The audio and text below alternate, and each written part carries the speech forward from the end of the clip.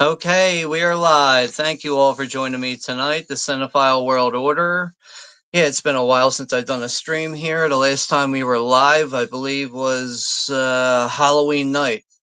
Halloween night, I had Johnny from the Wild Guys joining me on the panel to watch Night of the Demons, but yeah, just need a little bit of a break there. I need a little bit of a reset. I wasn't. Devices are. Give me a moment.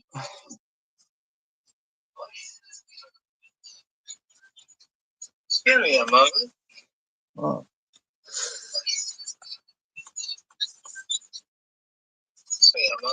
Jesus fucking Christ. All right, sorry about that. I had my tablet volume was still up, and that was the app was still open, but yeah, I just needed to take a little bit of a break there. Physically, I wasn't feeling very, just wasn't feeling 100%, and just mentally, I needed a whole new mindset, whole new reset, really. But yeah, just a lot of unnecessary stress that I should not be dealing with, but fucking end all that bullshit. I'm sure most of you guys know what I'm talking about, but yeah, tonight we're gonna be watching Joker, the 2019 movie.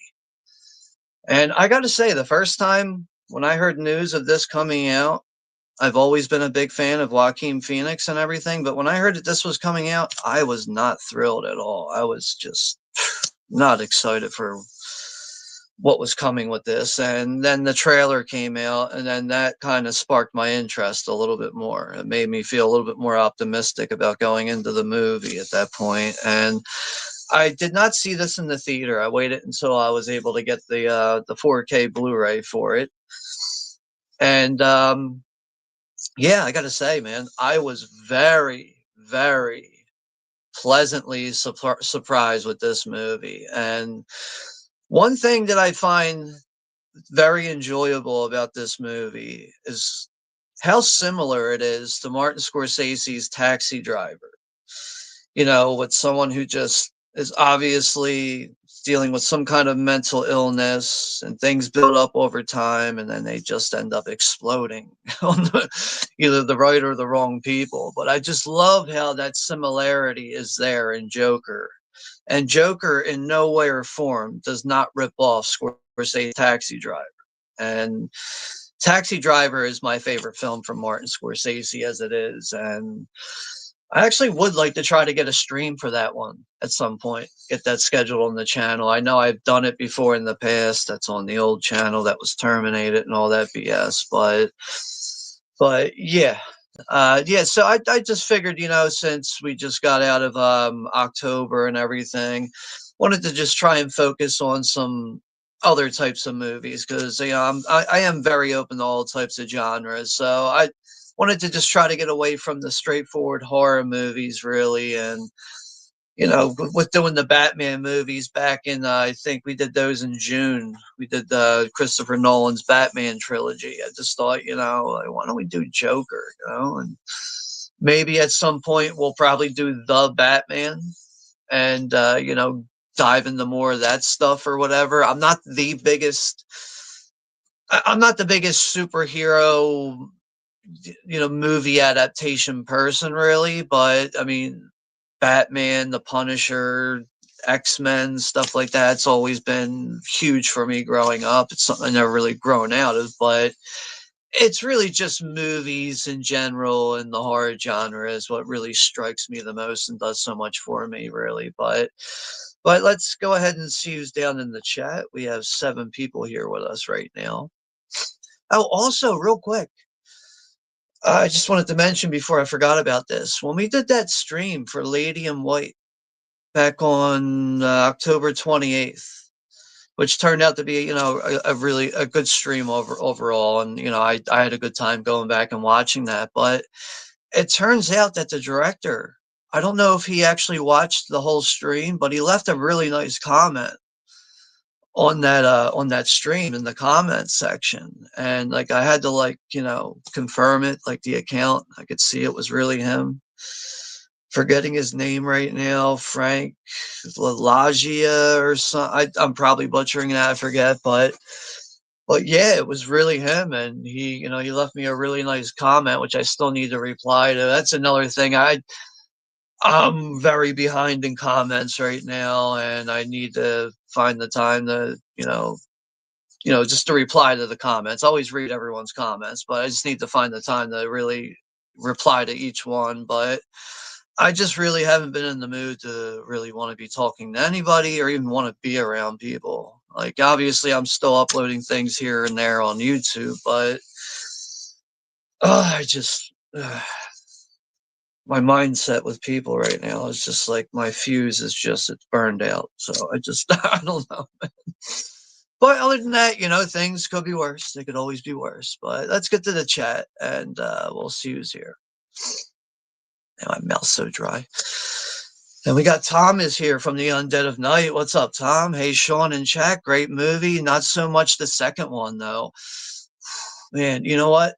Just the trailer alone was enough for me to be like, I'm all right on this. I'm skipping out. I'm not even giving it a shot. I refuse to even watch that second movie.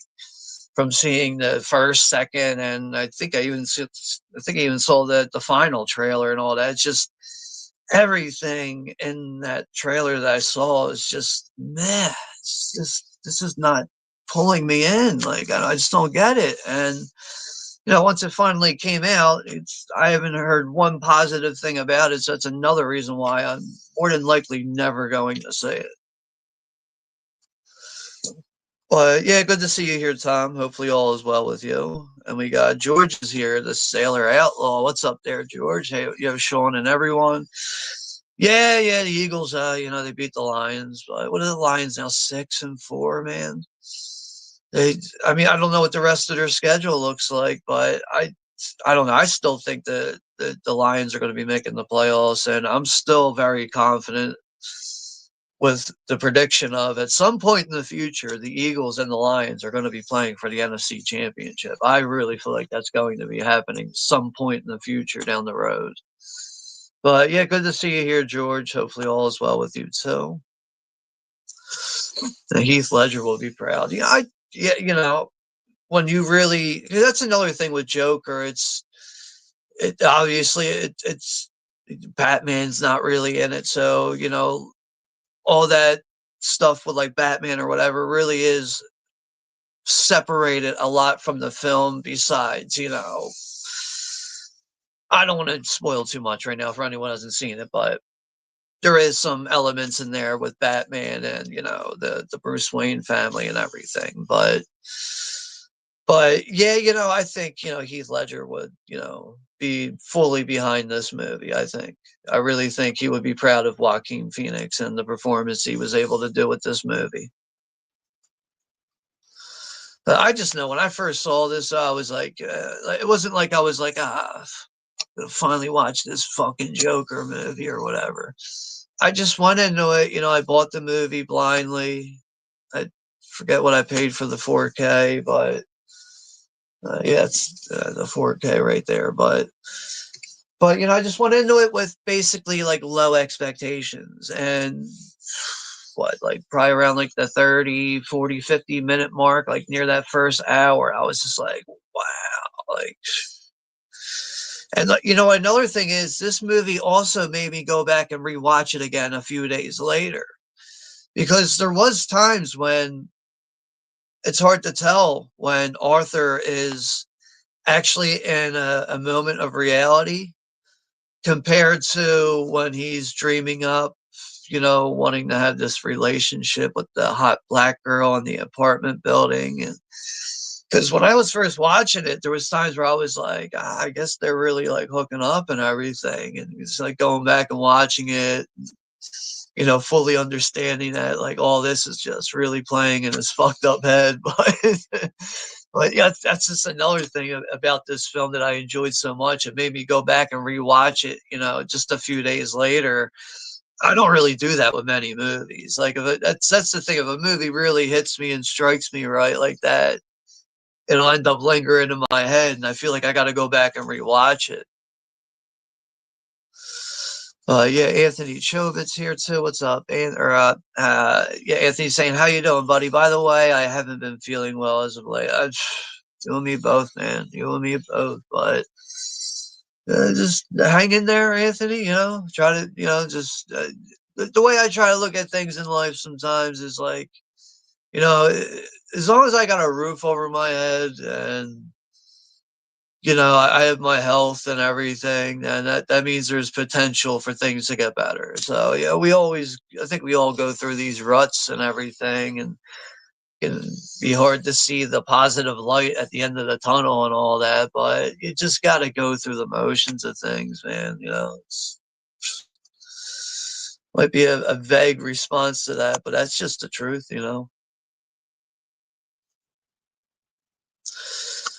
Yeah, George saying, yeah, nothing wrong with giving yourself a reboot. Yeah, I mean, for the most part, I usually don't take many breaks from here. Like, I look at this anyway as like, I don't know, I stream maybe once or twice a week. So I feel like there's just enough time for me to do that. But I don't know, after Halloween, of being swamped with Halloween movies, I mean, just horror movies and everything, it just kind of, I think that October hangover for most of us that really, take that seriously, that the hangover can kind of hit you hard and everything. But yeah, another thing is I still need to finish out the schedule for December. Right now, the only thing I think that's on there will be the 10th anniversary for Krampus, 2012 movie. Is that?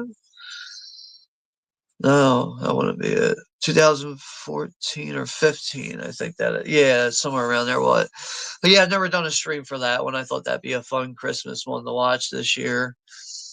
I believe we're going to also be watching a French horror movie from 1989, which is Deadly Games, Dial Code Santa Claus, which is like Home Alone, but more of a horror movie. Has more horror elements really to it compared to what you get with Home Alone, which are both great movies. But also thinking of, as we get closer to Halloween, I'm thinking about doing a watch along for the Tales from the Crypt Christmas episode with Larry Drake and All Through the House, and also doing the segment from the 1972 Tales from the Crypt movie, the actual story, that Christmas story, and just watching both of them since they're both short segments and analyzing them and just comparing them and just try to make some kind of a stream out of that because as we all know, Tales from the Crypt episodes are fairly short. They run between what, like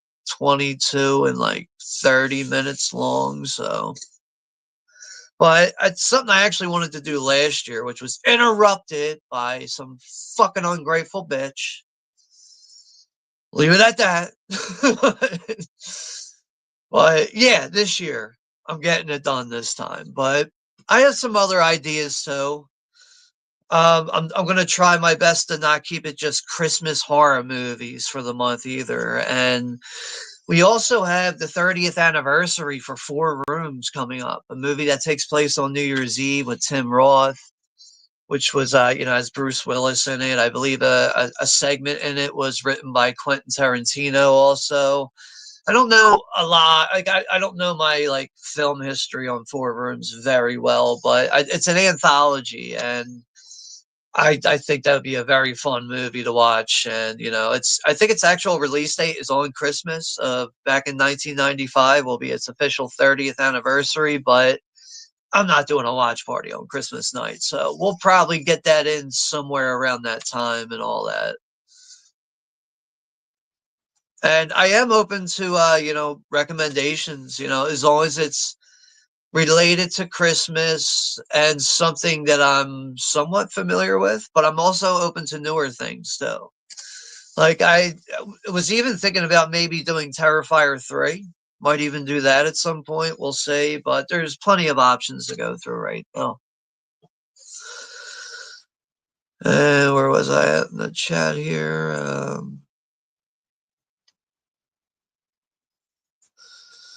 So yeah, Anthony's wearing a sweater.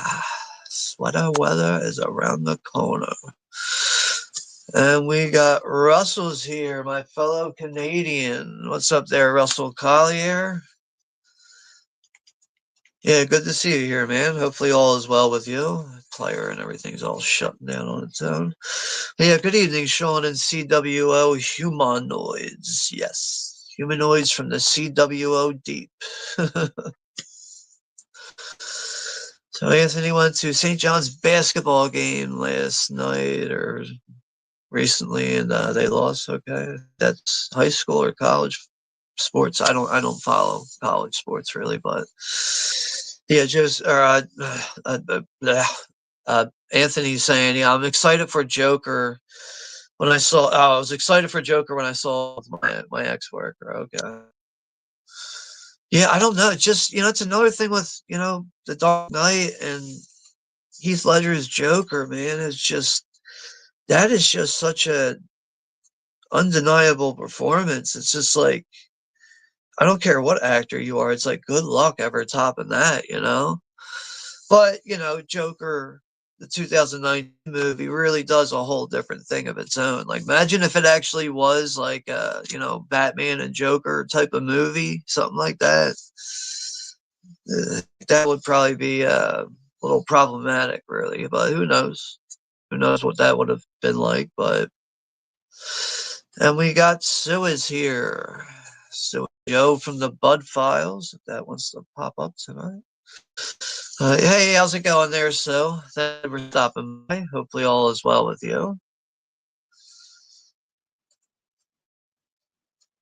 And yeah, we got Georgia saying, yeah, that why is things taking forever to pop up? Yeah, the Joker is his own, for lack of a better term, and the Manchurian candidate. Yeah, I could definitely see that. You're right about that. And yeah, people saying hello to each other. Yeah, if you guys can't click on each other's names and subscribe to each other directly like that, just try to go to that person's channel, get the handlebar, type it in, and subscribe that way. Usually that's what I have to do, but yeah, just make sure you guys are supporting each other. And we have Missing Time 420 is here. Good evening. Welcome to the channel. Hiya, hiya, hiya. Yeah, thanks for stopping by. Hopefully you're doing well. And we have Russell Collier also saying, yeah, Late Martin's Taxi Driver, Raging Bull, and Mean Streets. Yeah, Mean Streets, yeah. Actually, I picked up that 4K from Criterion maybe like 2 years ago at this point. I've never always like I've never been like the biggest fan of Mean Streets, but it is a really good movie for what it is. I mean, I really do enjoy everything from Martin Scorsese, really do. But Taxi Driver is really just the one movie that stands out for me. Like I feel like Travis Bickle is like someone that like I don't know. I feel like that character really like can reflect certain things of how I am in certain situations. Not identically, because he really is a fucked up person, but it's the fact that like with Travis Bickle is he gets so fed up with everything, and eventually he decides to go ahead and do something about it, and does it on its own. He's a one man army and everything, and meanwhile trying to rescue a girl who was trying to insert herself into a world of prostitution, and she's way too young, which is obviously the character that's being played by Jodie Foster, which is definitely a knockout performance from such a young actress like her at that time. But yeah, that Taxi Driver has always been my favorite. But speaking of Martin Scorsese, we also had the 30th anniversary for Casino coming up on the 22nd as we get closer to Thanksgiving. So yeah, that should be an interesting one. Never done that movie before. I've never done a stream for it. I don't know if I know who that is, George. I'll have to look that up in a second.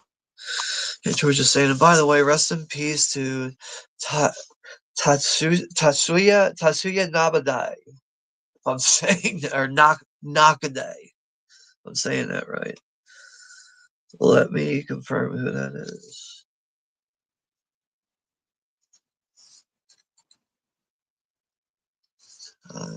Tatsuya. Tatsuya. Fucking spell check, man.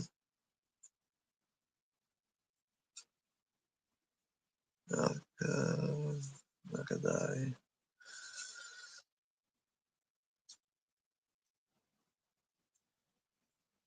Oh, okay, he's a Japanese director. Okay.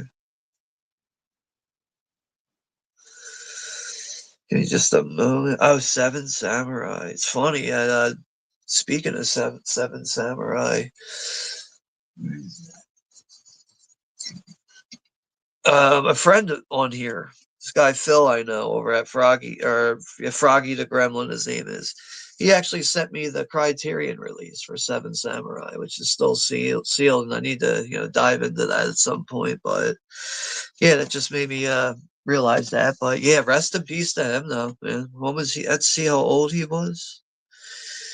He was 92 years old, but that's a good life right there, man. I think yeah, for people that can make it to their 90s are, very fortunate to live that long, and more than likely have lived a good full life with that. So, but yeah, rest in peace to him. Thanks for sharing that, George. I wasn't aware of that. I probably have some other things with him too in my collection, but but yeah, some of my Japanese movie collection has actually grown a bit through the Criterion collection, thanks to that guy Phil, which I haven't talked to him in a while. I got to get in touch with him. Really nice guy overall.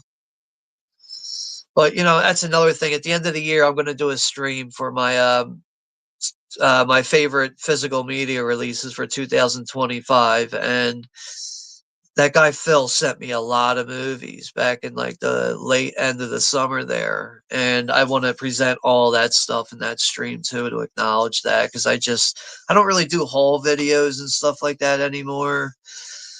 I kind of just will like take pictures of that stuff and post it on Instagram or YouTube, but when my channel got terminated and I was doing all that stuff, it was just kind of hard for me to get back into that groove again. But I mean, after this year, though, like once we get through the rest of this year, I do want to start trying to, you know, doing more video content rather than just focusing on streams and shorts all the time. Because I think when you're on YouTube and you have an account and you're on YouTube, or you should try to use all the sections, all areas of making content. I really think you should try to use your best, but at the same time, you also have to go with your own personal preference and what you're comfortable with too. So,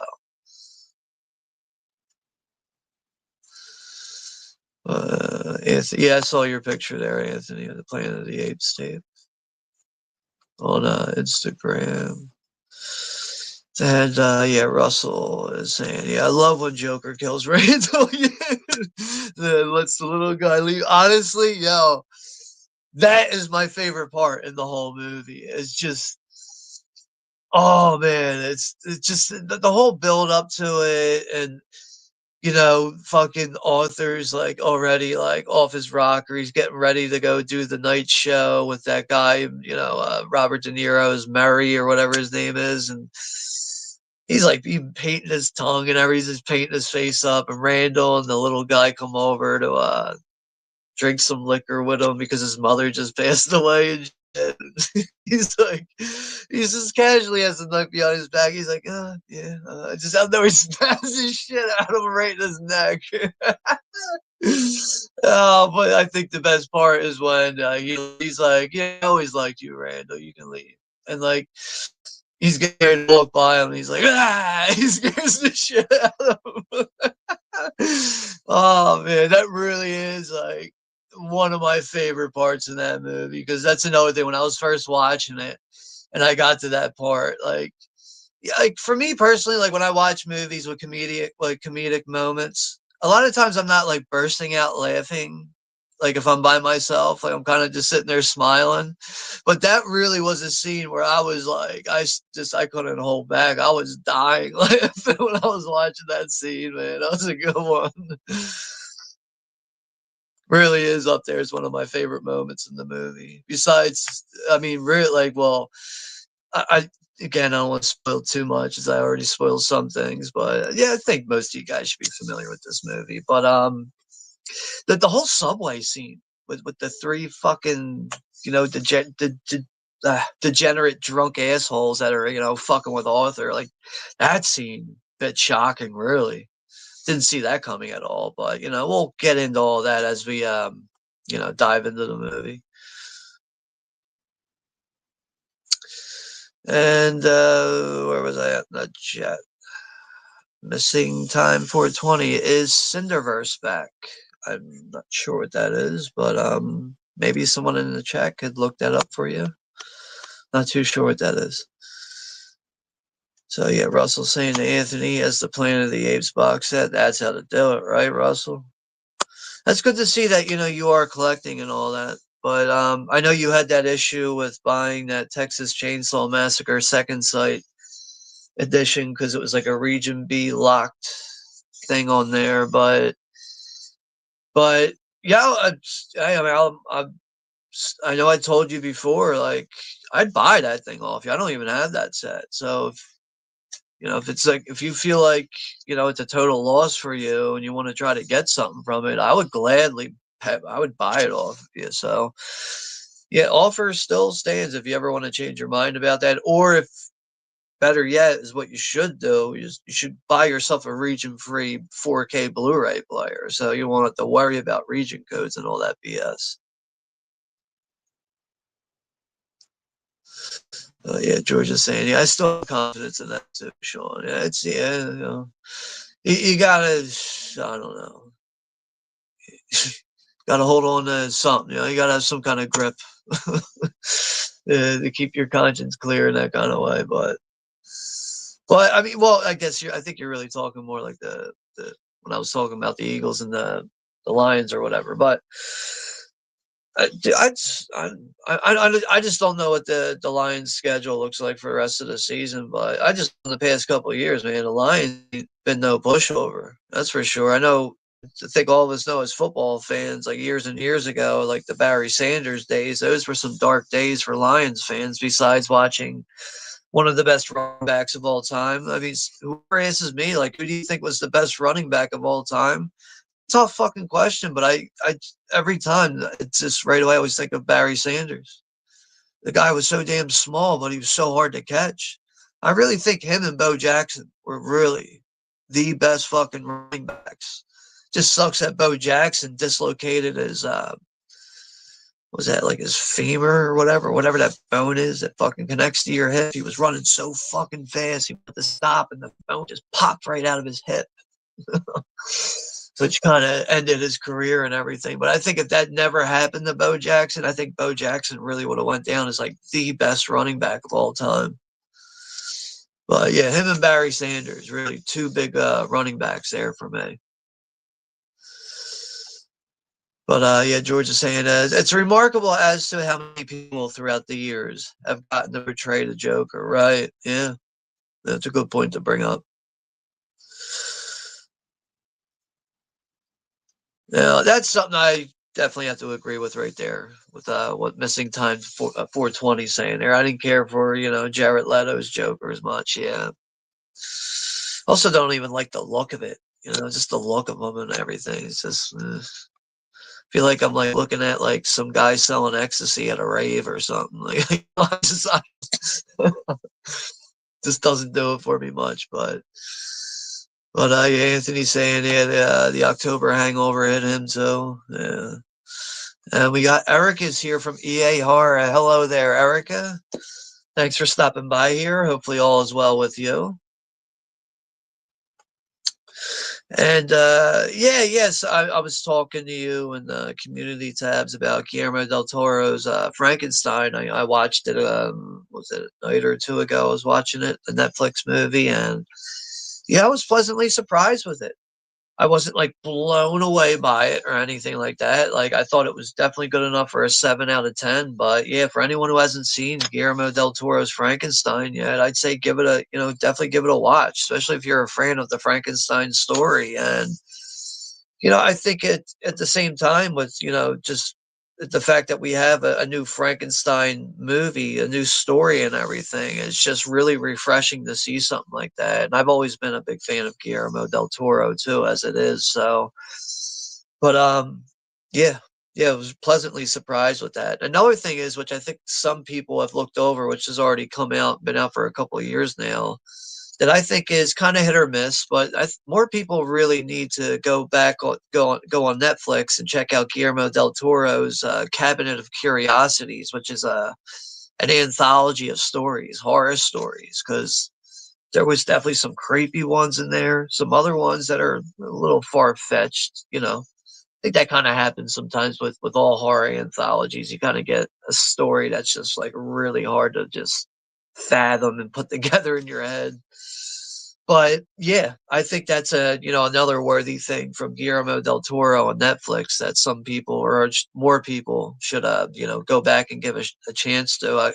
I still haven't even finished all the stories. I think I caught the first 4 or 5 of it, but there was a really good one I really enjoyed with grave diggers. They were like these guys are like digging up like it's like a time period thing, really, like early 1900s or something like that. They're digging up people to steal gold and their jewelry and everything, and they end up realizing there's like this tunnel underground with all these giant fucking man-eating rats and all this shit. But man, that was such an elaborate, interesting fucking story in that one. But all right, enough of that though. So that's all right. We're 30 minutes into the stream here, but all right, we're going to go ahead and get this movie started because I think this is like a 2 hour movie. So we're going to go ahead and get this going now. So give me a few minutes. I'm sorry, not a few minutes. Give me a few seconds. I just got to grab a drink real quick. So go ahead and get yourselves situated and ready.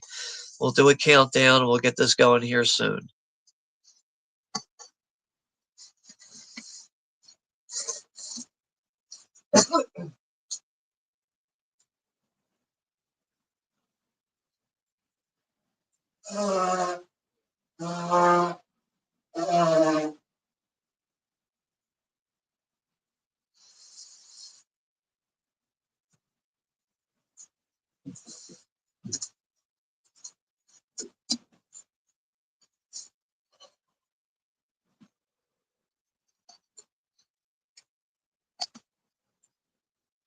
Okay.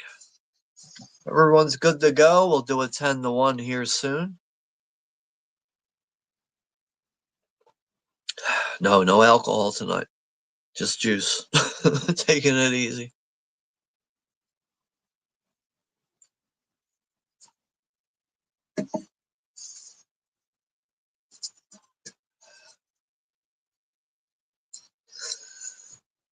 Give me a moment. Just waiting for these intro logos to load.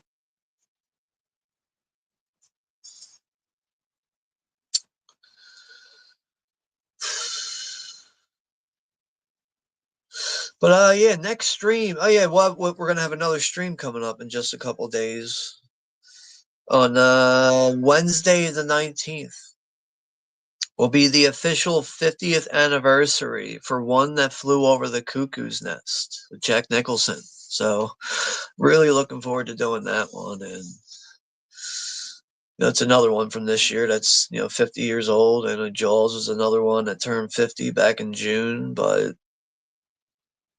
that's just, I like to focus on anniversaries every 5 years because being a huge collector of movies, it just makes it really tough for me to pick out what I want to watch sometimes. But I've kind of gone with the anniversary method with picking movies, like how to watch movies, and really just also gives me a good excuse to go back and watch some movies that I might not watch for just a couple of years. So every 5 years I try to acknowledge a film through its anniversary that way, which is another reason why a lot of these streams are, rounded with that. All right, I'm good to go. Look movie link, like I said, is pinned at the top. I was having trouble finding it on archive, but I know there is a 10-second ad in the or countdown ad on Look Movie and everything. So if you want to go, if you're using that, go ahead, click on that now. And I think there is like occasional 1 or 2 pop-up ads now on Look Movies. So all you have to do is just back out of that real quick. Shouldn't be an issue. At least it hasn't been an issue for me. But all right, let's go ahead and get this show on the road now. Okay. All right, here we go. 10, 9, 8, 7, 6, 5, 4, 3, 2, 1. Press play, motherfuckers. So yeah, this movie is a total of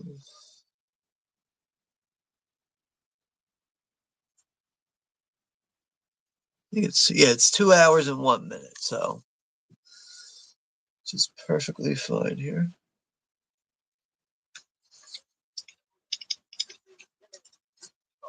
All right, let's get back to the chat. We have 6 people here with us here on this Monday night.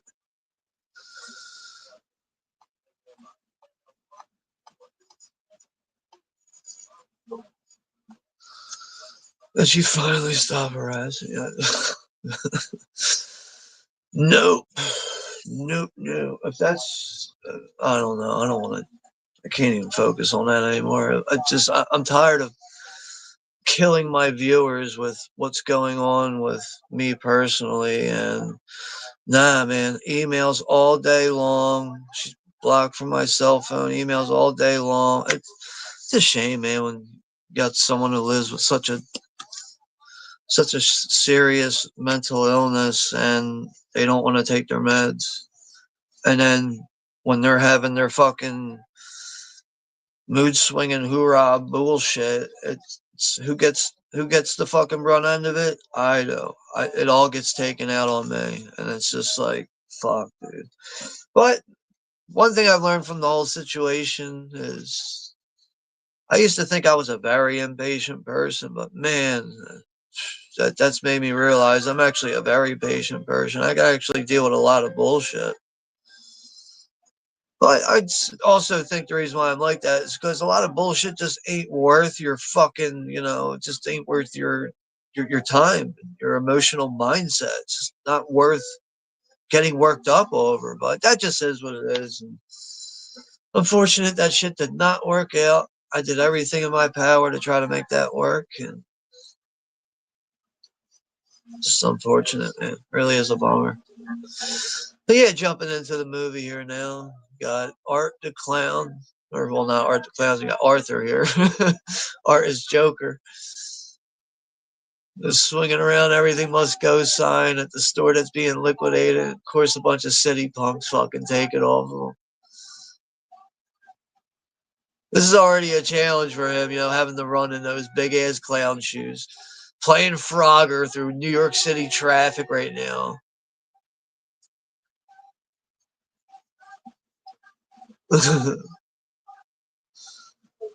They ain't gonna give him that fucking sign back.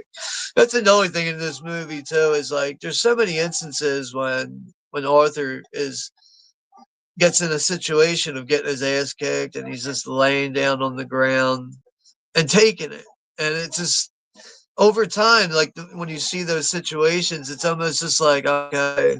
This is just a normal routine now. You kicked my ass. Now it's time for you to just literally beat me down while I'm laying on the ground. But like in this moment, obviously he's upset. But like I feel like I can't clearly remember right now, but like the subway scene when he's getting the shit kicked out of him, I almost feel like he's not feeling any of the kicks. It's almost like becoming a motivator for him. Like, all right, you know what? I've had enough of this getting kicked. Like, I'm gonna fucking kill someone now. But like, as weird and goofy as Arthur is in this movie, I gotta say, I feel fucking bad for him, man. I feel nothing but sympathy for this guy. Just, it's a shame. And then, his whole laughing disorder, which ends up getting him in trouble a lot of times, and he's got to walk around with a card, giving the card to people that might be ready to flip out on him, explaining that he has this laughing condition, and even the card sometimes is not good enough because people are like, "What? What is this? A fucking joke?" Like,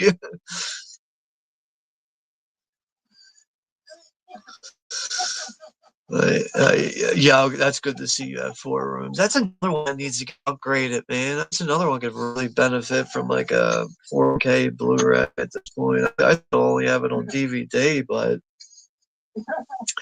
That is a fun movie, man. That whole misbehaviors story with Antonio Banderas, that shit, God, it always has me laughing. The dead hooker in the box spring, the little kids are smoking cigarettes, and they're like lighting the room on fire. And at one point, the little girl finds like a dirty syringe needle and stabs, Tim Roth in the fucking leg with it. Oh man, there's just so many funny moments in that movie. Really good, interesting cast in it too. But that's something I do want to try to get I want to try to get a stream done for that one soon for the 30th anniversary. I would really like to because I was talking to Don over at Night Owl Movie Talk, and I know he's a fan of that movie. I would really like to try to get him on the panel with me to do that one because I think that could be a good stream together with him.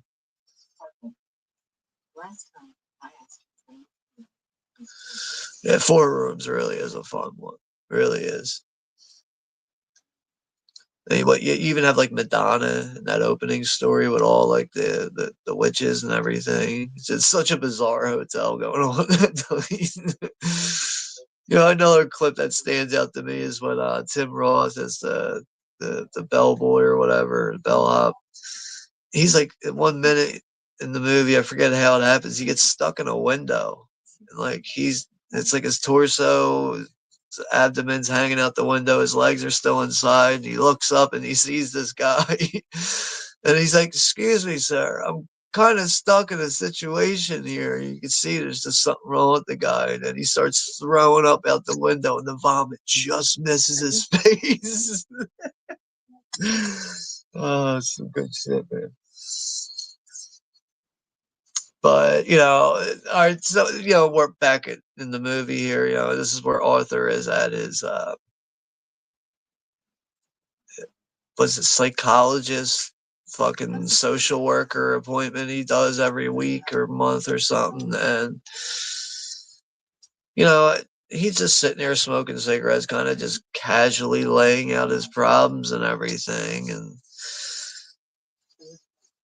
this doctor, which I think is like half and half on giving a shit about the situation, is trying to relay to him that their funding is going to be getting cut and there's nothing else they can do to help him. But at least he does ask, the question of like, well, how am I going to get my medication? Meanwhile, he's trying to get his medication increased. So he is concerned in that kind of way. Whereas some people that deal with these illnesses will just be like, fuck it, I'm just not taking my shit.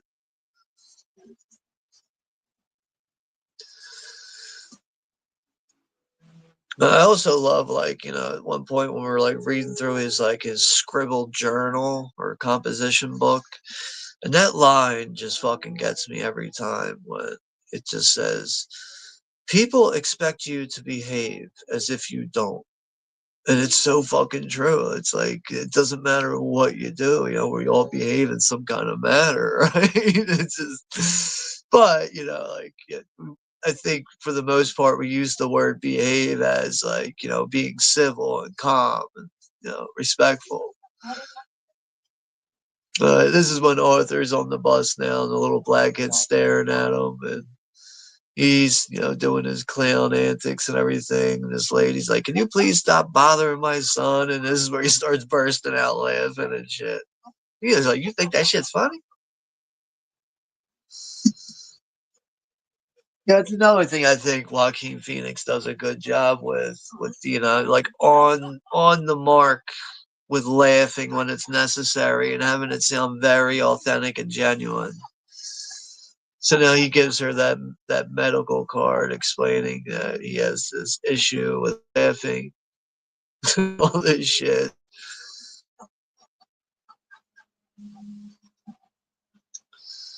But it's like you see her reaction, even everybody around the bus, everyone's just chalking him up as like this dude's out of his goddamn mind. Like, okay, maybe he is, but he's still a fucking human being, right? None of us are perfect.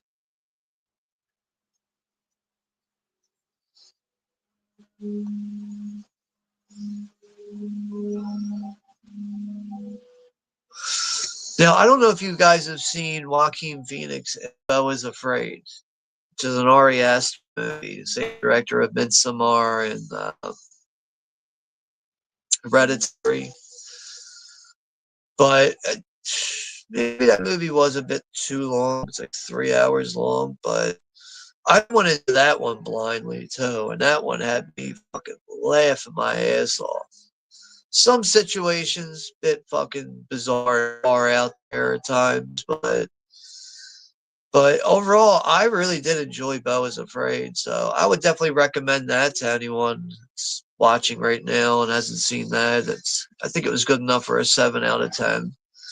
Now, I want to go out of your way and spend crazy money on like a physical copy. I would recommend seeing it first on your own and then deciding if it's worth owning for you. But I really enjoyed that one, and overall, I am a fan of Ari Aster as a director and his work with movies.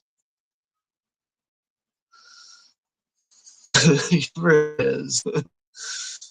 Yeah, four rooms. Yeah, fucking nut ass movie.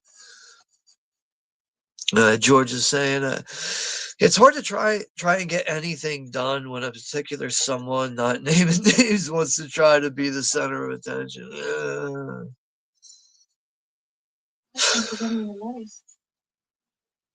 Just so it's I'm just so bummed out by it's just a shame when you put time, energy, and love into things, and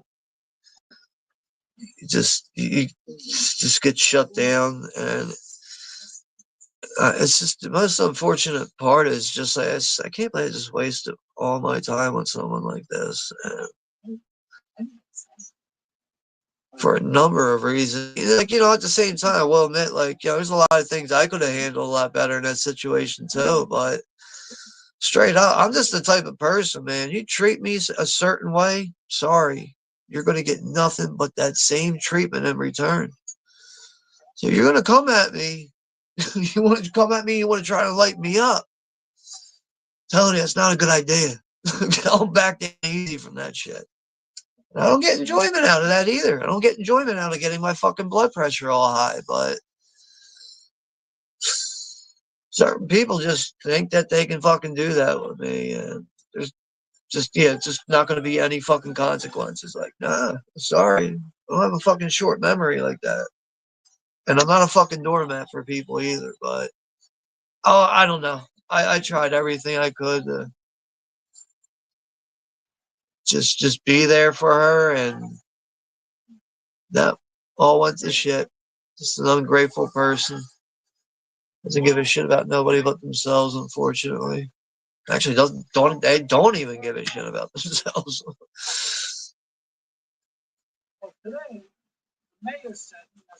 But yeah, Eric is saying I still haven't gotten around to watching Terrifier 3. Yo, definitely give that a watch. I love the first Terrifier. I thought Terrifier 2 was a little bit too long. Still like the movie, but I think Terrifier 3 was pretty good. And I also think the Christmas theme in it and it really adds to it and everything. I mean, even the very opening of the movie is very intense too. It's another thing that like really just hooked me in off the bat. But yeah, Eric, I would highly recommend seeing Terrifier 3. I think you'll enjoy it.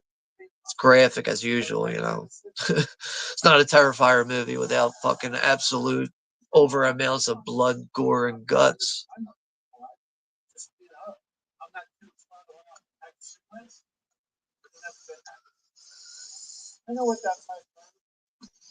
So now we got Arthur at the Mary show now. He's been called up here. Like in some ways too, I also feel like, like Arthur is like almost like he's kind of like that Norman Bates type of guy, you know? Just get that vibe, that Norman Bates kind of vibe with him.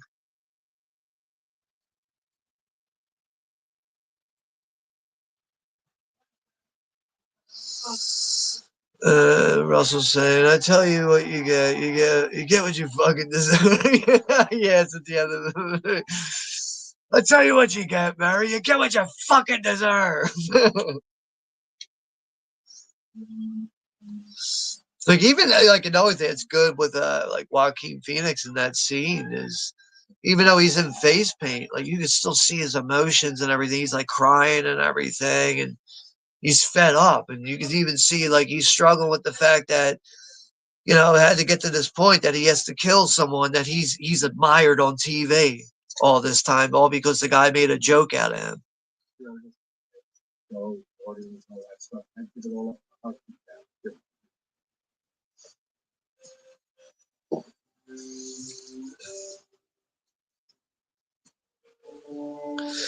But I really think when you get those instances of like, when authors like daydreaming of positive things, like having a loving mother and father and friends and a girlfriend, it's like that's the stuff that kind of just builds up in him. It's him dreaming of these things just to be normal as possible, and he just no, he'll never have any of that. Unfortunately, that takes time. The reality of that really takes time to kick in, and that's what ends up having him going off, which is not far from what Travis Bickle is in Taxi Driver. I mean, you put some clown paint on Travis Bickle, you pretty much have Joker in a way. So this is when, it's Arthur's going to work, getting ready to dress up in his clown outfit. And this is when Randall's trying to sympathize with the fact that he got his ass kicked for the sign being stolen. And this is when he goes and offers him a gun. Turns out to be a bad situation for both of these guys.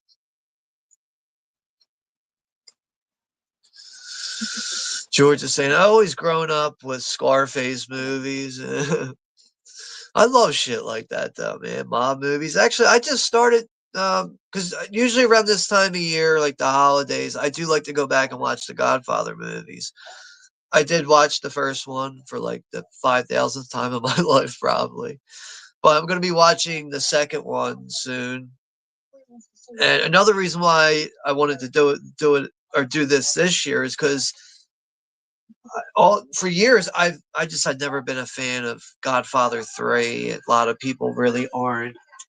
But eventually I bought the Blu-ray set that comes with all three movies. So I do want to go back and watch Godfather 3 at a, much older age now, because I think the last time I seen the Godfather 3 was probably in high school, something like that. But so maybe I'll be able to see it in a different kind of, different point of view, and maybe something about it will grow on me. But there's times I see like shorts for like Godfather 3 on YouTube and stuff, and it'll be certain scenes, and I'm just like, oh god, that scene wasn't executed very well.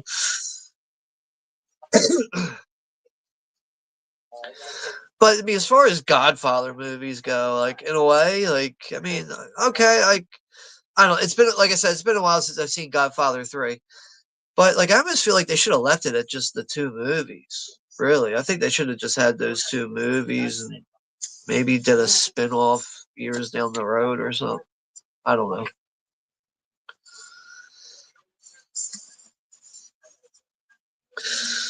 So this is when Arthur's getting, he's getting lectured now about the everything must go sign being stolen off of him, and his boss not believing the fact that some kids would kick the shit out of him and steal the sign.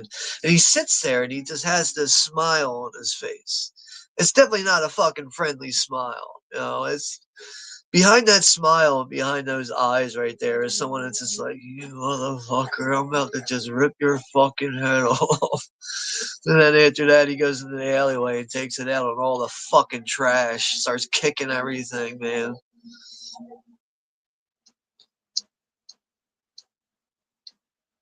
Another thing is, I don't know who did the theme score in this, but that really just adds to the emotions that Arthur goes through in the movie and everything, and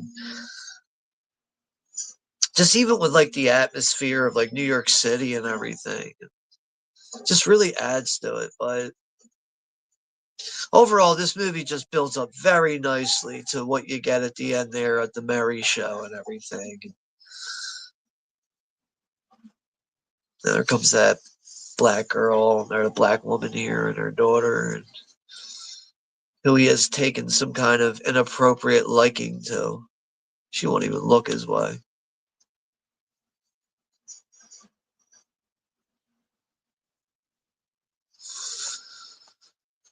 Right, yeah, definitely, Russell. Yeah, ending a taxi driver is fucking epic. That's for sure.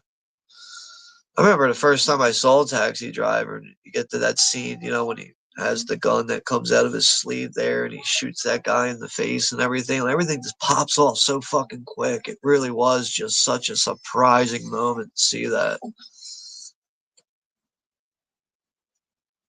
And like another thing is when I first saw that, like by the time, remember when he's like talking to the Secret Service agent and he has the army coat on, he already has the mohawk and the glasses.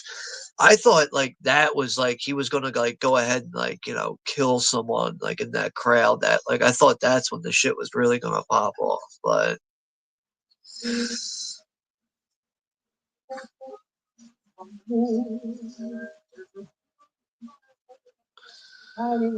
so yeah, I guess in Arthur's mind, in this movie, I guess he just always thinks that he's with this girl that he's infatuated with. He's just so shot out of his mind that he's probably sitting there talking as if she's like right there, with him. That's a struggle, man. And of course, Arthur's mother apparently used to work for Thomas Wayne, Bruce Wayne's father, years ago, and apparently they had some kind of affair, and that's how Arthur came into the picture. I don't know how true all that is. I know for the most part, from what I remember, it's supposed to be like that's what the story is supposed to be, but you almost don't get like legit like anything like 100% valid on that though.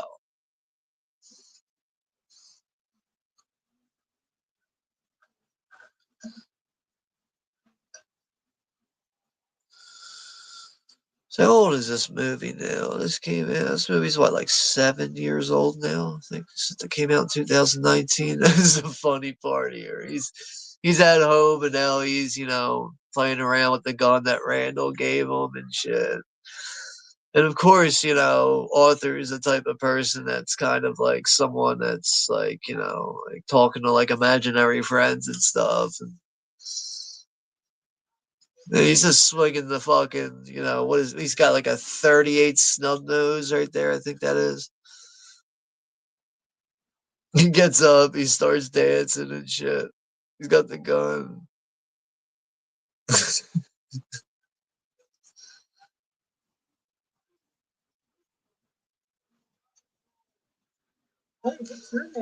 Hey, what's your name? Arthur. Hey, Arthur, you're a really good dancer. Yeah, I know. You know who's not? Him. Bang! Shoots the gun in the house. His mom wakes up like, what the fuck was that? That noise, did you hear that noise? I'm watching an old war movie.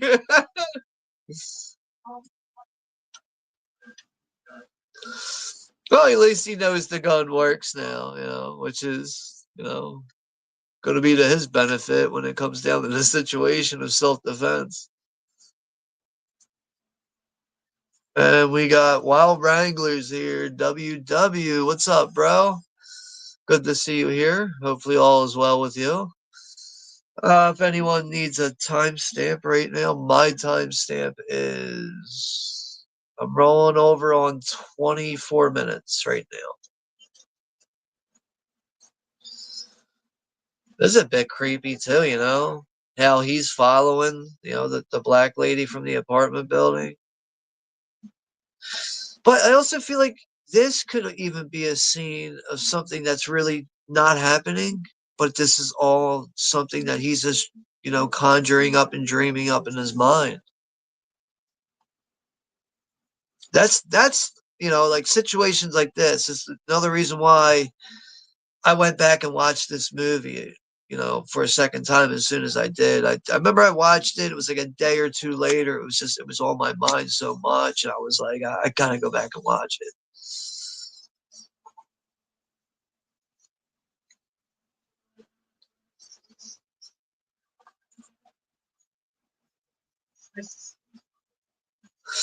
Oh, this is where the cringe part comes up when he does he's at the club here, the comedy club, and does the stand-up comedy. This is really like, ugh, get off the stage, Art. What are you doing? But also, another thing that becomes an issue is,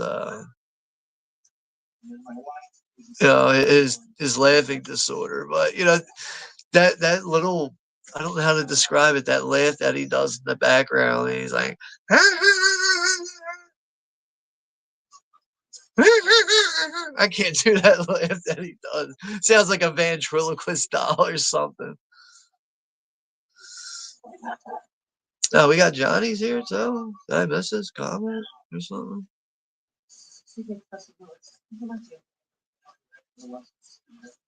Or maybe, I don't know. I'll find his comment in a minute.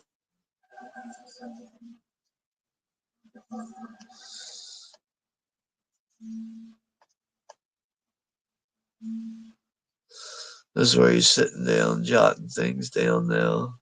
His notes. YouTube can be a tricky stallion sometimes, though. George, I know you're very close to hitting 1K, dude. I gotta, you know what? Tomorrow, I gotta try to push your channel out there to get you closer to 1K, because I think you were at like 975 at one point. I was like looking at your channel the one day. Let's see where you're at.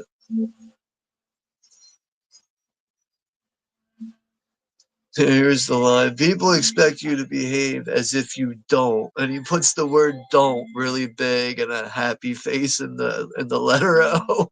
When I first read that though, I was like, the fuck? Like, yeah, it makes such sense. It's coming from someone that's just not of like the right state of mind. So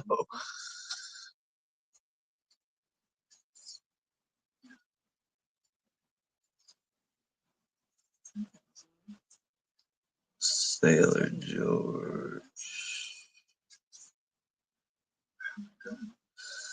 No, I'm not looking for the Sailor George. The Sailor Outlaw George.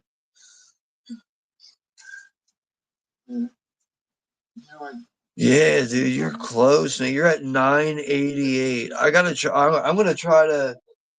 I gotta make a mental note there. Remember to just do a community post. See if we can get you a few more subs closer. Because yeah, that would also be great to see you hit 1K. Like by the end of this year, since we still have some time left for that. Speaking of which, the channel has recently passed 600 subscribers, so I think I'm at like 612 now. My goal is to try to have 700 by the end of the year, but that doesn't work, honestly. Being past the halfway point of 1K, I think, is already hard enough. So, but yep, thank you guys for the ongoing support with all that, and yeah, just trying to hang in there, man. That's all. Well, this is the scene now where Arthur's at the hospital, and the gun that Randall gave him is just falling out of his pants. He's trying to play it off. I feel like he could have did a better job at playing off that gun, though. I don't know. So now his boss finds out. I guess the hospital called them. It's like, oh, one of your clown performers came in here with a gun. This is where he says, besides, Randall told me that you tried to buy a 38 from him, and that's not true. Arthur came up to him and gave him the gun as protection. And now Randall is giving it to Arthur as protection, but now Arthur's getting fired from the one thing that he really enjoys in his life. So now it's like everything is crumbling down on him. It's like, what's he got left now?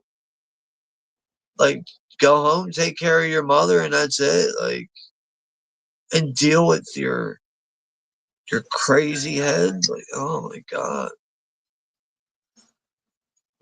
Coming up to really one of the most iconic moments in the film now.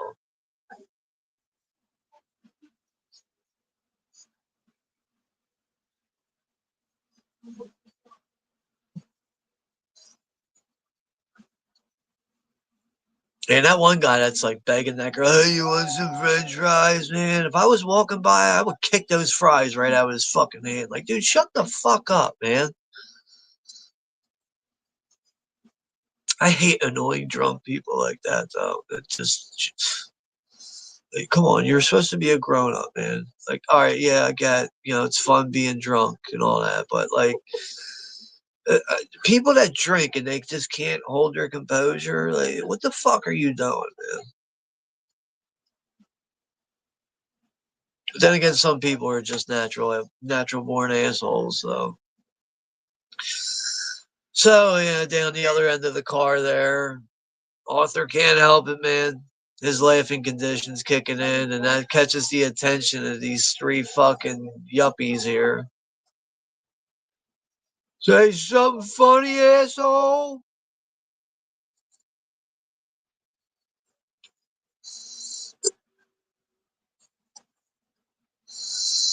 It's a, I already read that one. Calvin Johnson was no joker either, or no joke either. No joker either. Russell saying, what do you get when you cross a mentally ill loner with a society that abandoned him and treats him like trash? I tell you what you get. You get what you fucking deserve. It really is. It's such a great line. I'm glad you mentioned that one, Russell. It's such a great line. It's the way it's delivered, too. And you can see and hear the emotion. You see the emotion on his face. You can hear it in his voice. He's literally like just hanging by like a thread before he's losing his damn mind.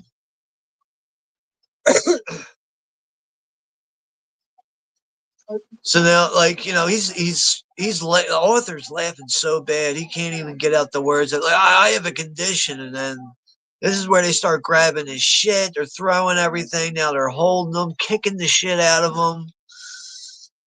But in this moment, when I first was watching it, I also forgot that he had the gun on him, which was another thing that really surprised me. So now he's down on the ground, taking the usual beating from fucking people, and then bang, shoots one dude in the head, puts two in the other dude's chest, shoots this other guy in the back of the leg as he's trying to get out of the car. I was in shock when I first saw this. I was like, whoa, holy shit. But I think the highlight of this scene is when he's all disheveled from it. He has no idea what to do. He's waving the gun around. He's pointing it at the dead guys, and then he points it at his head. He points it at his. I don't know what else to do. Maybe I should. I just killed a couple guys. Maybe I should just kill myself too. Like, such a great scene. And of course, this little whiny ass fucking yuppie. Someone help me! I'm glad he fucking ran him down like this, man. I'm glad he ran him down and just killed him like a fucking punk. He shot one in his leg, his ass. He's gonna put one right through right through his back. Now he's gonna die on some fucking dirty ass subway steps. Piece of shit.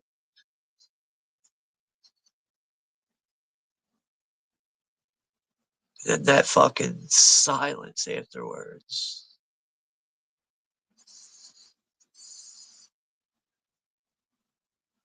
But this really changes Arthur after this.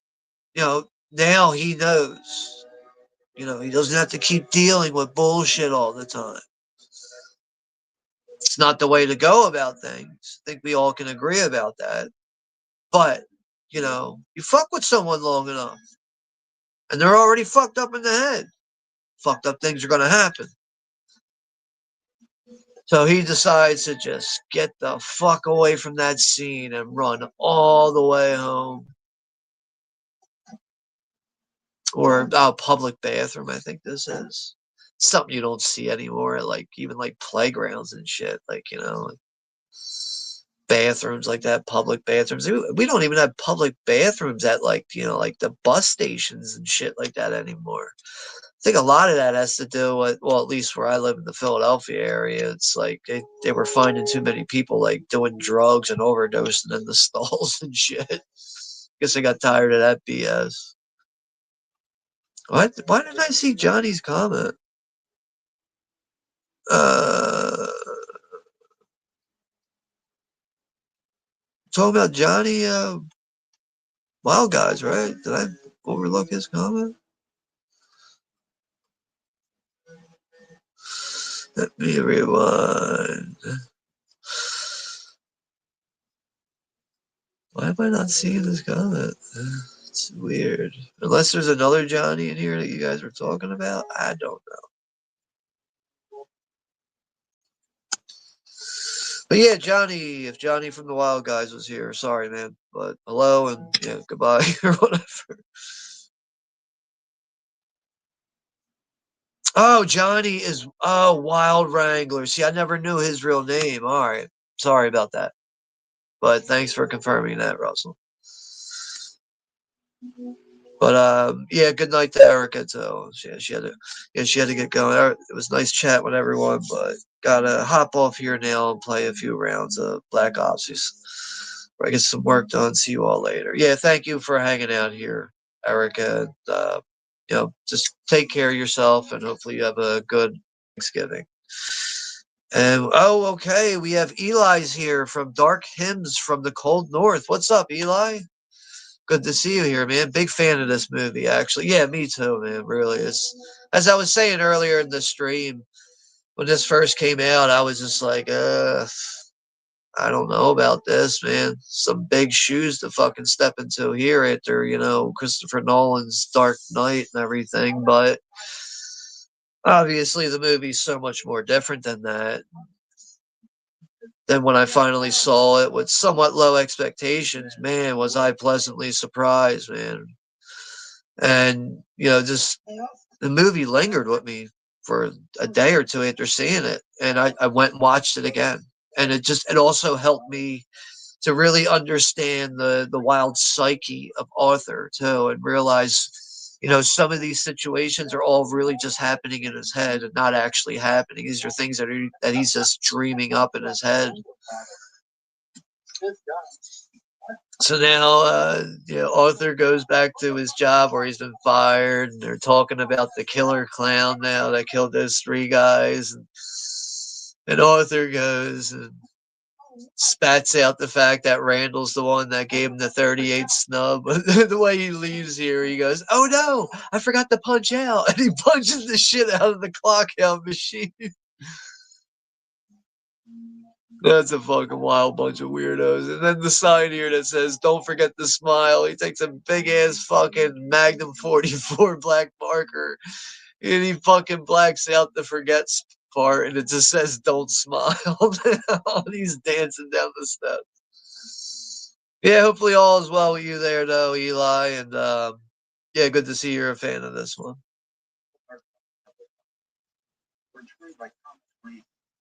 We got Nathan's here.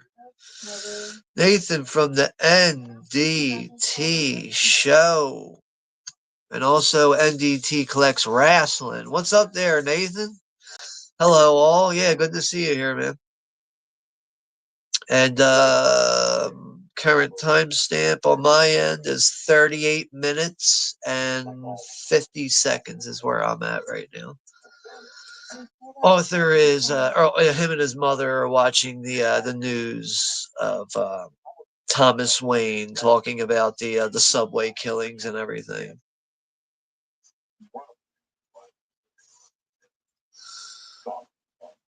Gotham's lost its way.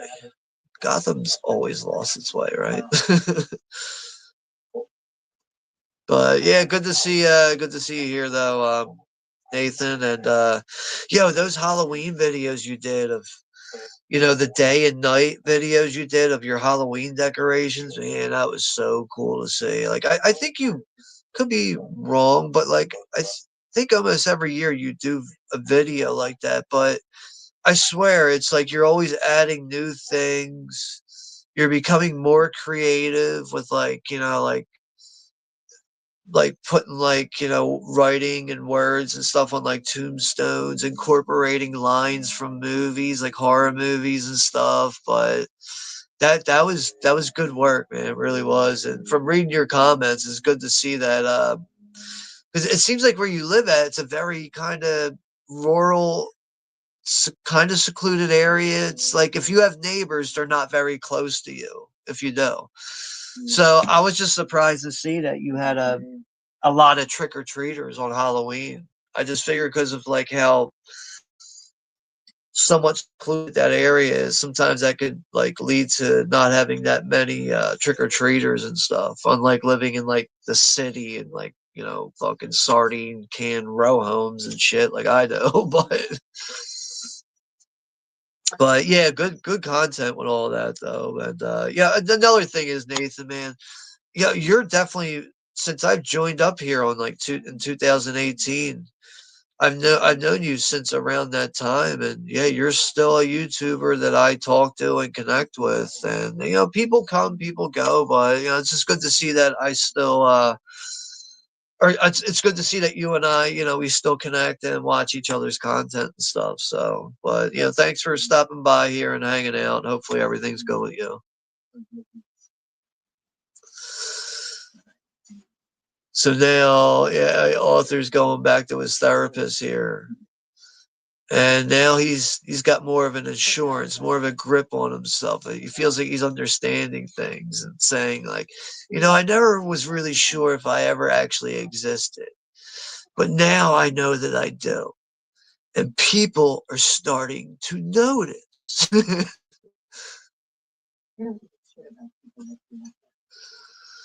But at least the therapist is keeping it real with him when she says, they don't give a shit about people like you, author, because his funding's getting cut off, and this is going to be bad for him. It really is. This will be bad for anyone in this situation.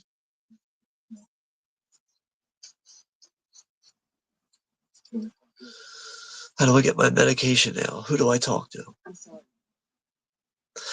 I'm sorry, but I'm sorry is not a fucking answer for that.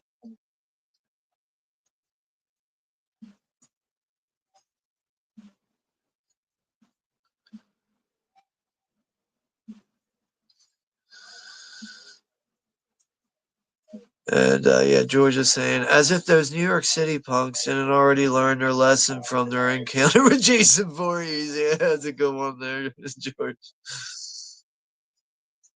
I guess they stayed home that night when Jason Voorhees was kicking boom boxes and knocking over innocent women.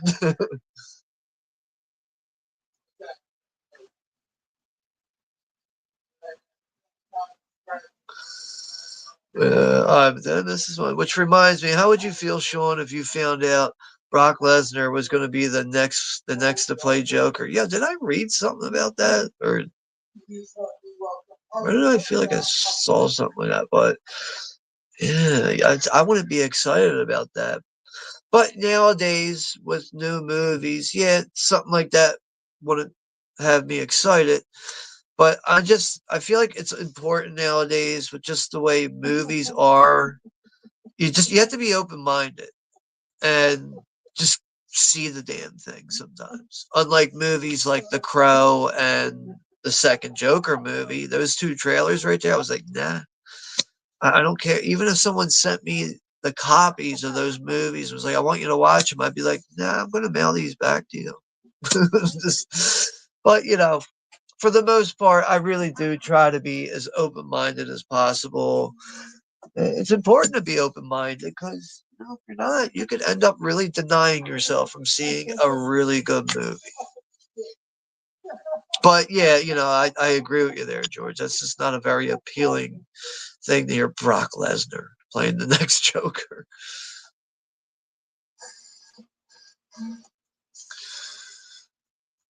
Yeah, but oh man, this stand-up comedy really is cringe. I hated school as a kid. He's like doing all the laughing. My mother would always say, "You should enjoy it. One day you'll have to work for a living." Oh man,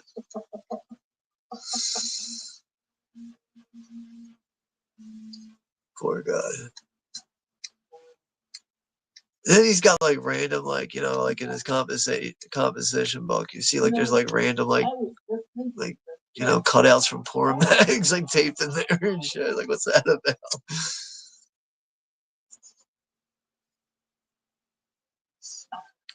But now, all the noise gets droned out. There's music, and in his head, he's on top of the world in this performance. He feels like he just put on the best performance ever. And he thinks he's walking home with the black woman from the apartment building that he's infatuated with. But no, he's not. He's all by himself.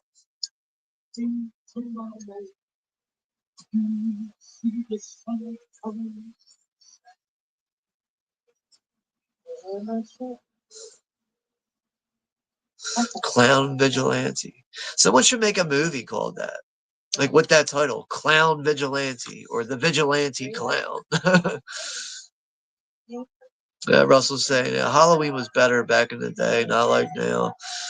I mean, Russell, I know you and I, our age uh, gap is a little different there, but me, like growing up, uh, early '80s and trick or treating, man, best times of my life, really was.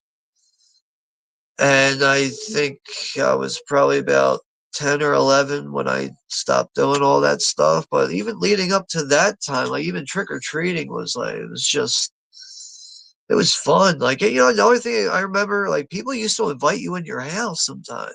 Like, not like, for long, but it was like if there was like a crowd of years, like, like a lady would be like, "Oh, everybody come in the house." And like we'd come in the living room and they would give us candy and then we would leave and all that. It's a shame that, a lot of Halloween seasonal trends are just fading out and dying, and trick or treating is really becoming one of them. Where I live at, trick or treating generally starts about somewhere around like 6:30 p.m.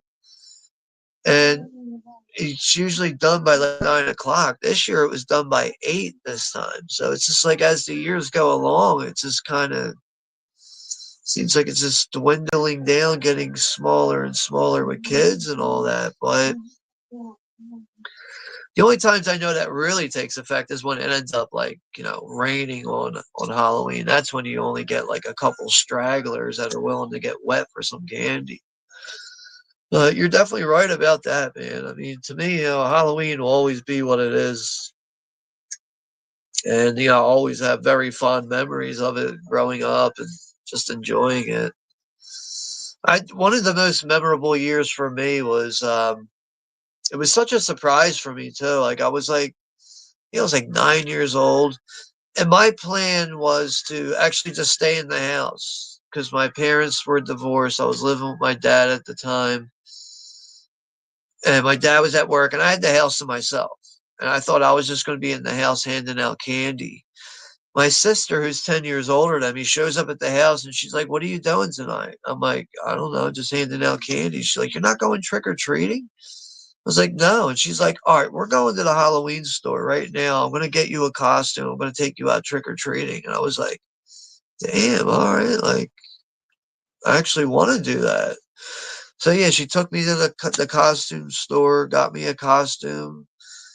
We were out trick or treating for like 3 hours too, like good like 3 hours. My sister didn't like complain the entire time. Ended up getting a lot of like, interesting candy between like king size, bite size bars. It just ended up being such a unexpected Halloween for me. And between that, going home and just watching horror movies, it's just like the one standout year I've had with trick or treating as a kid, which is like really like one of the last times I really went out trick or treating. And we got the Papas here. What's up, Goss? Good evening, everyone. Hope everyone is having a great night. Yeah, everything's going well. Casual Monday night here, but yeah, hopefully everything's going well for you there too. And yeah, thanks for stopping by. Current timestamp is 49 minutes and 40 seconds is where I'm at.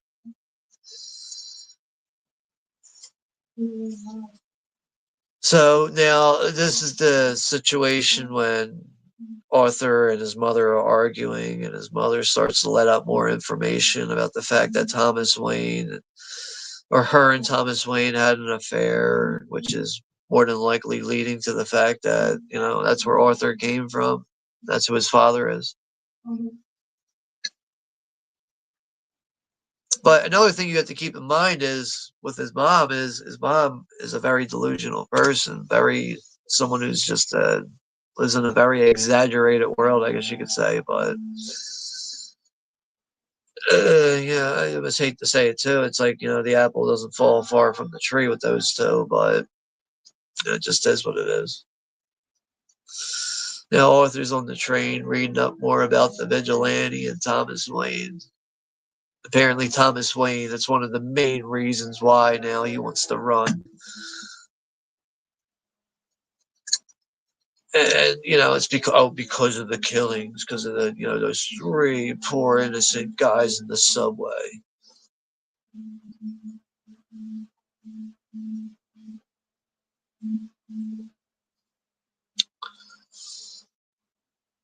So we got a couple of people on here right now. But yeah, thank you guys for just hanging out, all that good stuff. But yeah, other than that, though, things are just are what they are. Things could always be worse. But we have the holidays coming up, and yeah, just gonna try to ride out the rest of the year with just doing streams here and there. And once I get through this year, I want to start trying to focus on doing getting into like uploading videos and all that again, and just trying to just do or just use more of the categories, like like all the categories of what YouTube has to offer between videos, shorts, live streams, all that stuff. The only thing I don't ever really do, which I've never done before, I've never done a premiere. One of the reasons why I don't like premieres is because like I hate when you click on a premiere and then if you have to click out of it for a second, you come back, you have to like reopen the whole thing again just to get back to the chat. I find that just like a smidge annoying. So, but like that's like one of the reasons why I never really like I don't know uploaded a premiere or whatever. I'm sure I'll probably do it at some point. But now this is where Arthur is going to the Wayne residence and, meets Thomas Wayne's son here, which is, supposed to be Bruce, as he does magic tricks here.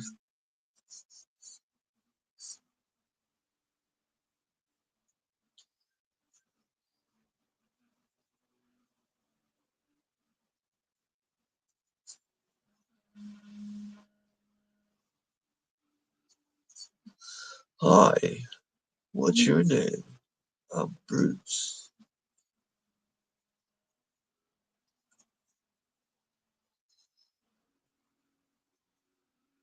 Like Arthur comes off as a very, you know, nice and sympathetic, kind of normal person, but I almost feel like if that gate really wasn't there, he would strangle the shit out of him.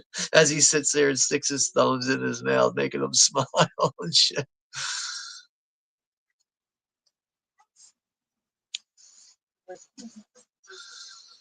So now Alfred comes in. I forget this actor's name. I've seen him in some things before, but I think it's just a little weird to see Alfred. Well, just with the beard and the hair color. That's all. I don't think this guy's doing a bad job. I'm just so used to seeing Alfred as like, what's his name from like Tim Burton movies. I forget his name. Like Michael Caine at this point.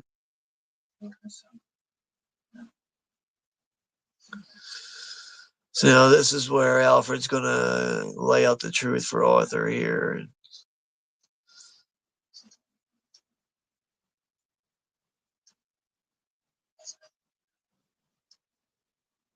She told me everything. There is nothing to know. Your mother was delusional. She was a sick woman. That starts to piss him off.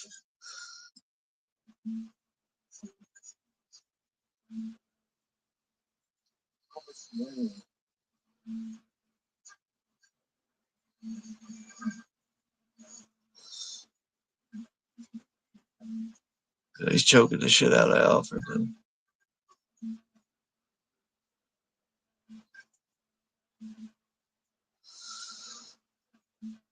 Now, anything else related to like Batman and DC? I still need to see the Penguin, which is that was a series, right?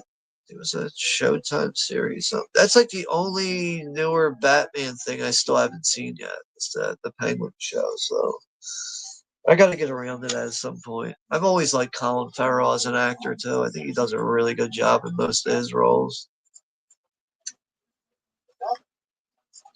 Author's heading back home. And this is all because of the cops. They're on to him about the killings in the subway, and apparently they end up overstressing Arthur's mother, and I think she ended up having a stroke here. She's being rushed to the hospital, but it's funny as shit what happens at the hospital here.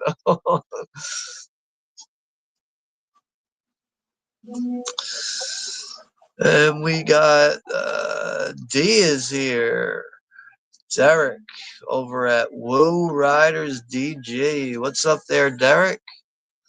Good to see you here, man. Yeah, you were always posting pictures of like what you're eating sometimes, like for dinner. And I swear to God, dude, there's like never been one dish where I was like, ew, look at that.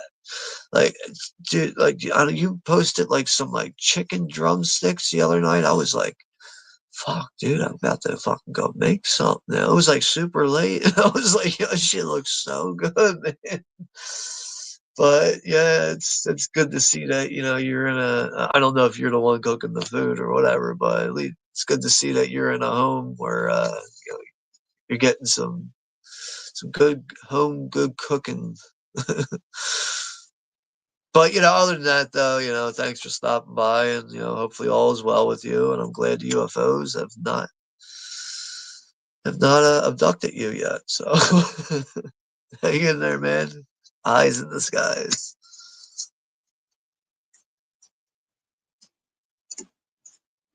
I mean, someone's got to pay attention to the skies, right? I mean, like I wouldn't say I'm someone who's like always looking in the sky, but like randomly it will cross my mind just to look in the sky because you never know what you might see someday, man. But the problem is explaining it to someone that's, if you don't have a witness there with you, explaining that to someone.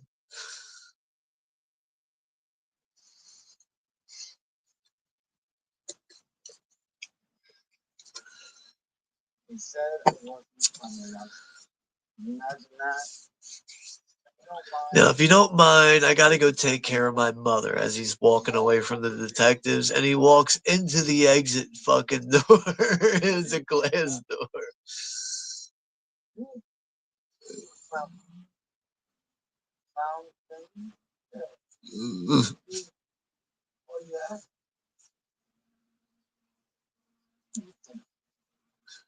Bang! Right in the fucking door. And he's like trying to wave it open.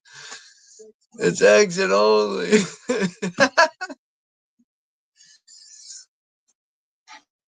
I don't. I think this movie really. Another thing is this movie does a good job at like just mixing things. Obviously, it's like it is like an action revenge drama. I guess you could, if you wanted to put like a more like straightforward label on it, but you get comedic moments, you get unintentional comedic moments, you get graphic violence, action scenes. It's just this movie really does combine a lot of good things all in the one on top of telling a really good story. And also doing a good job at really separating it from what Batman really is. Or Batman and Joker.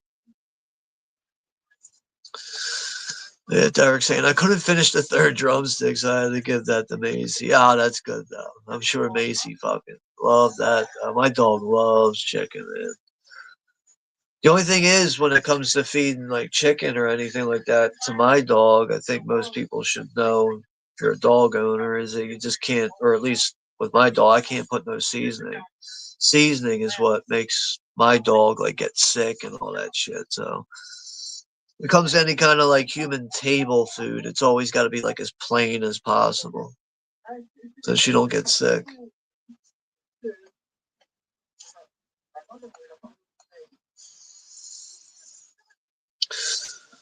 You should enjoy yourself. Someday you're gonna have to work for a living.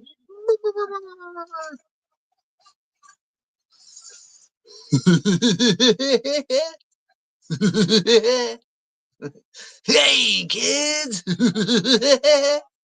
I can't do it that. I used to be able to do that really good in high school. I can't do it that good anymore. You're Krusty the Clown, man. Hey, kids!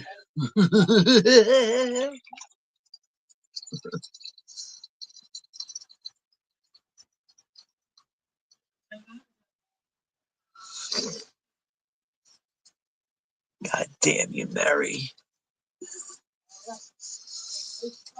This is where I think,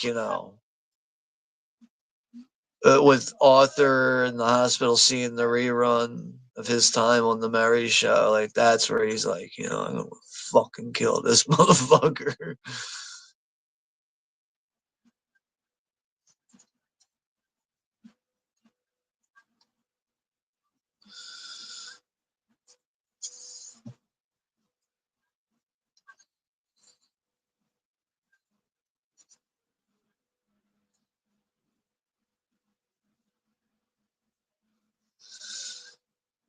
So now city protesters are all ganging up, start rioting. It's where the clown mask is going to come into play. Everyone's going to start picketing.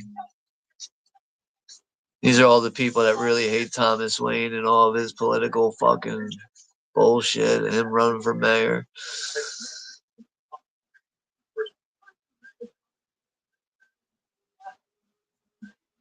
That's all it takes, man. Someone like that, someone like, like Arthur, to do something so drastic to just wipe out three people to catch the attention of the world. And it's almost as if like he's been trying to catch the attention of just anyone, just so he could have that valid feeling of being someone and belonging. And it's like now it's all, it's finally happening for him, but in such a negative way.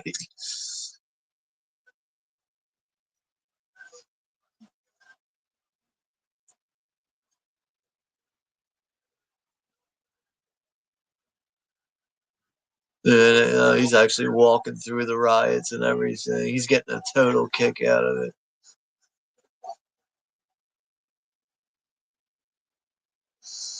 Like I almost feel like if this was like Heath Ledger, like in this very moment right here, I feel like he would be recruiting all these people, so he can use them as like his henchmen to do his dirty work and everything. Because that's like I don't know, Heath Ledger's Joker compared to what we have with Joaquin Phoenix. It's just Heath Ledger's just a demented psychopath. But I really feel like Arthur is more of the schizophrenic psychopath. If there's a difference there, I feel like there's a bit of a difference there.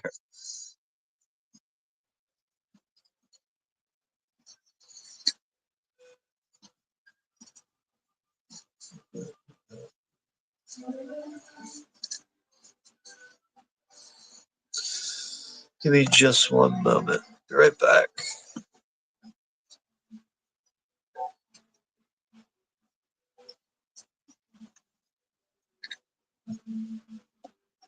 All right, sorry about that.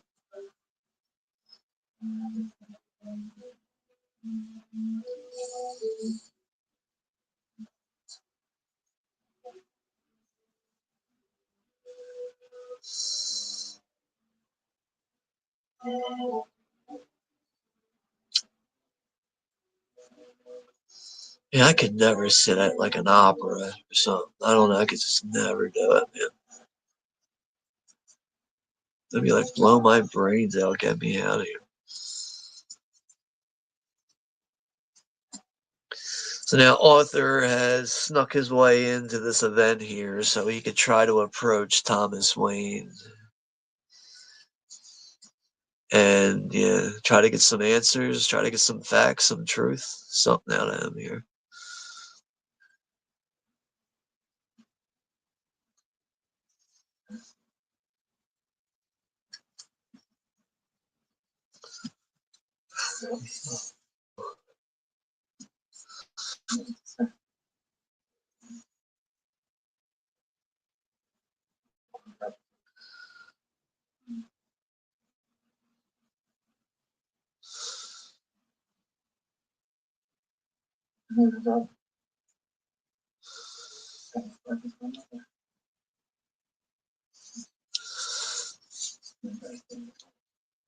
So now he's explaining to Thomas here who his mother is and everything.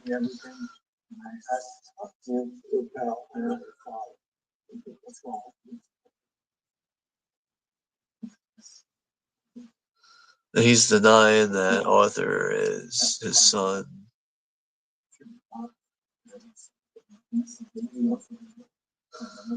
So apparently, the other side of that coin is Arthur has been adopted.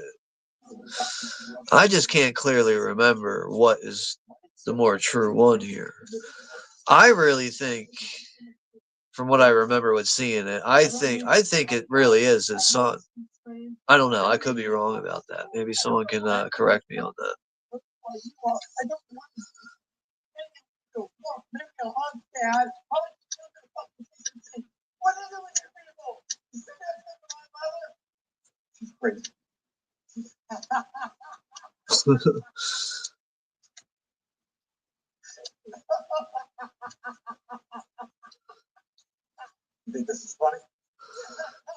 He's gonna punch him in the face now.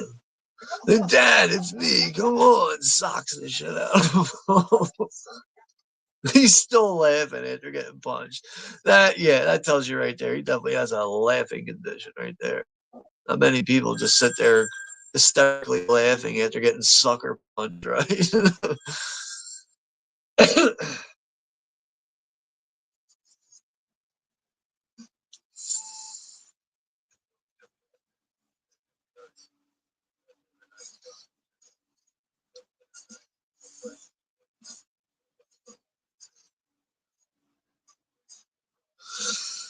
This scene here, he goes home. He's taking everything out of the fridge, taking all the racks out of the fridge. And he just steps inside and closes the door.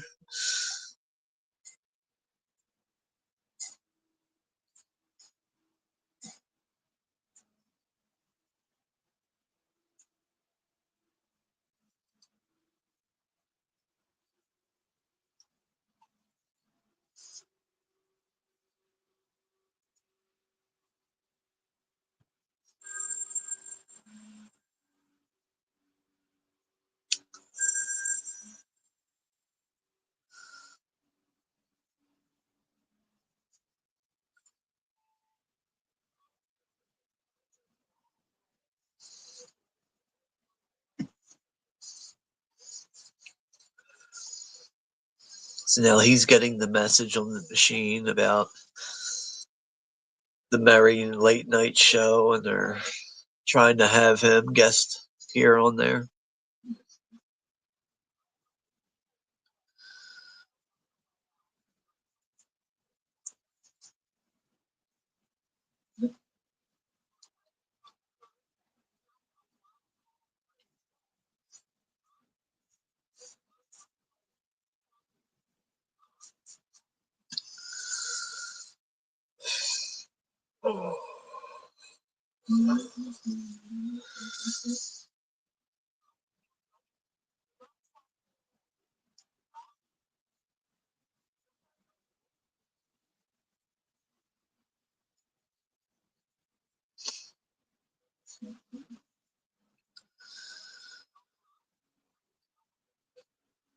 So now it's going to be, I don't know what the day is right now in the movie, but apparently the following Thursday is when his time is going to be on the Mary Show. So this gives him all this time now to plan everything out the way he wants. He's already got all the crowds and the riots on his side. And I think over time, he's able to, in a very bad way, he's going to be able to make some noise and bring some more attention to things.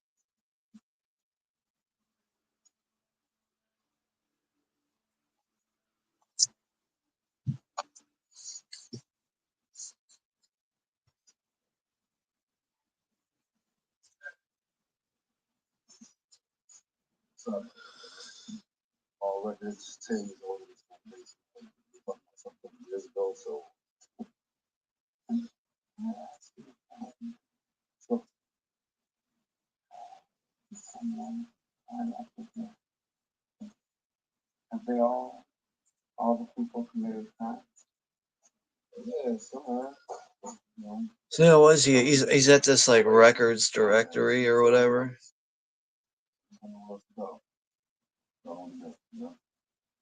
This is either at a hospital or a prison. I can't remember right now.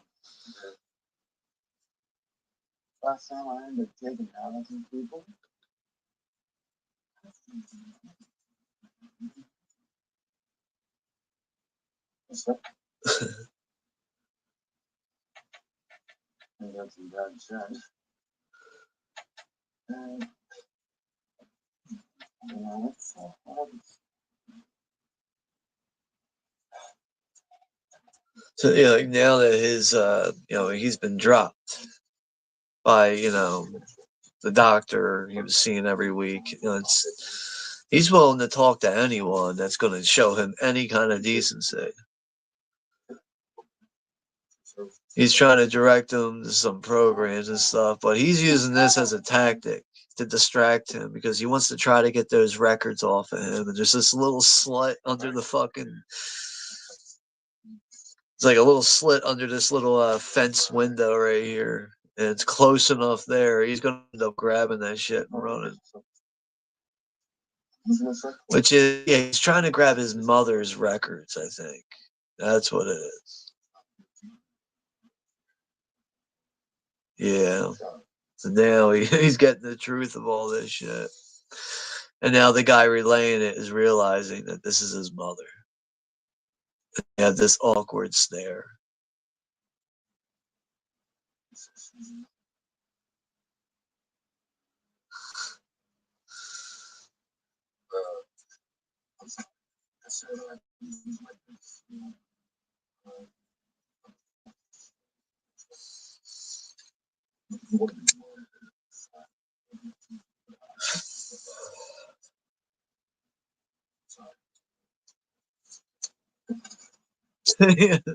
He grabs his shit off him.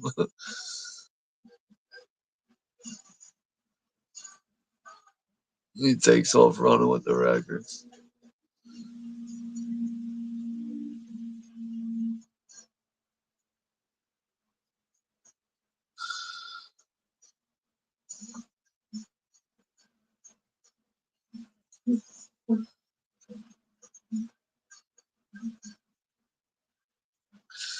We don't have too much longer left in this movie.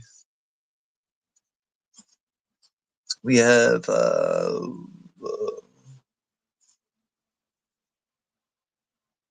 a half hour left.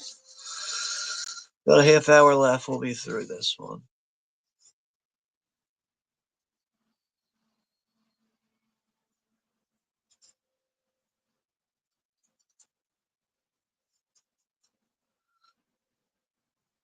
So now he's going to go through all this shit, all these files and these certificates and everything.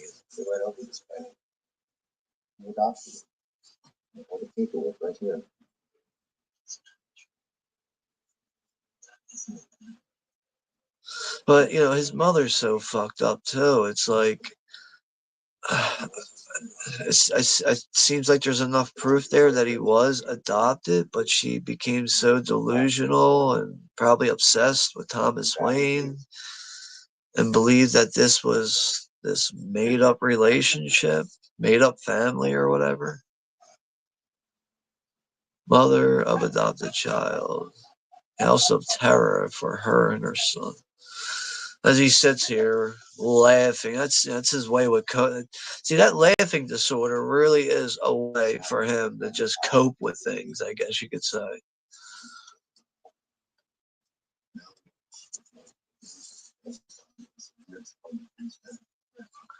So it looks like his mother did beat the shit out of him. So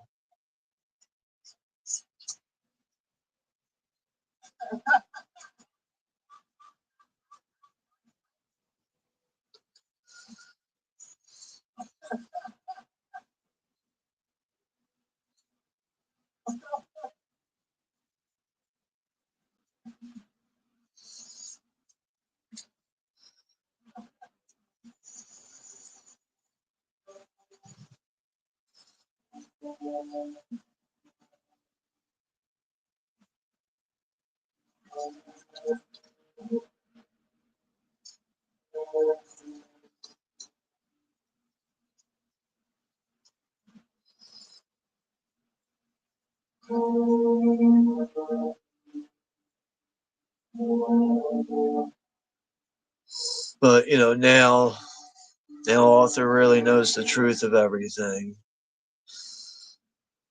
Not much left for him to do, right?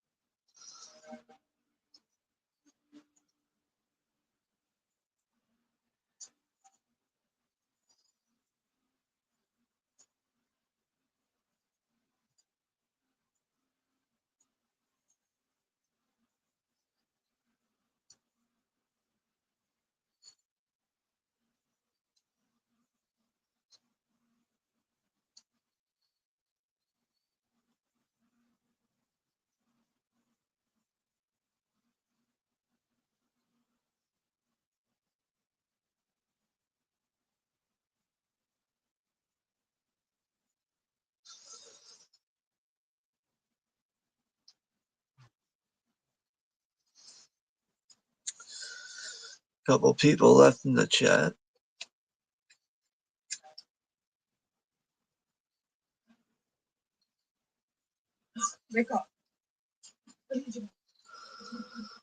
So now it looks like Arthur has uninvited himself into the black woman's apartment. But again, I feel like this is another situation. Is like, did this really happen? Or is he just at home having this all run through his head? See, that's just another thing I enjoy about this movie, really trying to, discover Arthur, for who he is and what he's doing in every moment. It's just a very thought-provoking character, and just how the movie portrays that too. It just really makes you use your head with a movie like this, which is, again, as I said, one of the reasons why I went back and watched this as soon as I did after seeing it for the first time. And that constant pulling the gun to the head.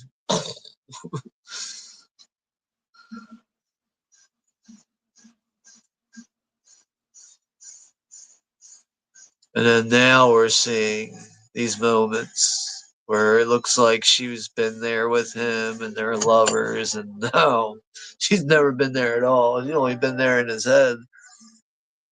That's sad. That's a sad, sick individual right there.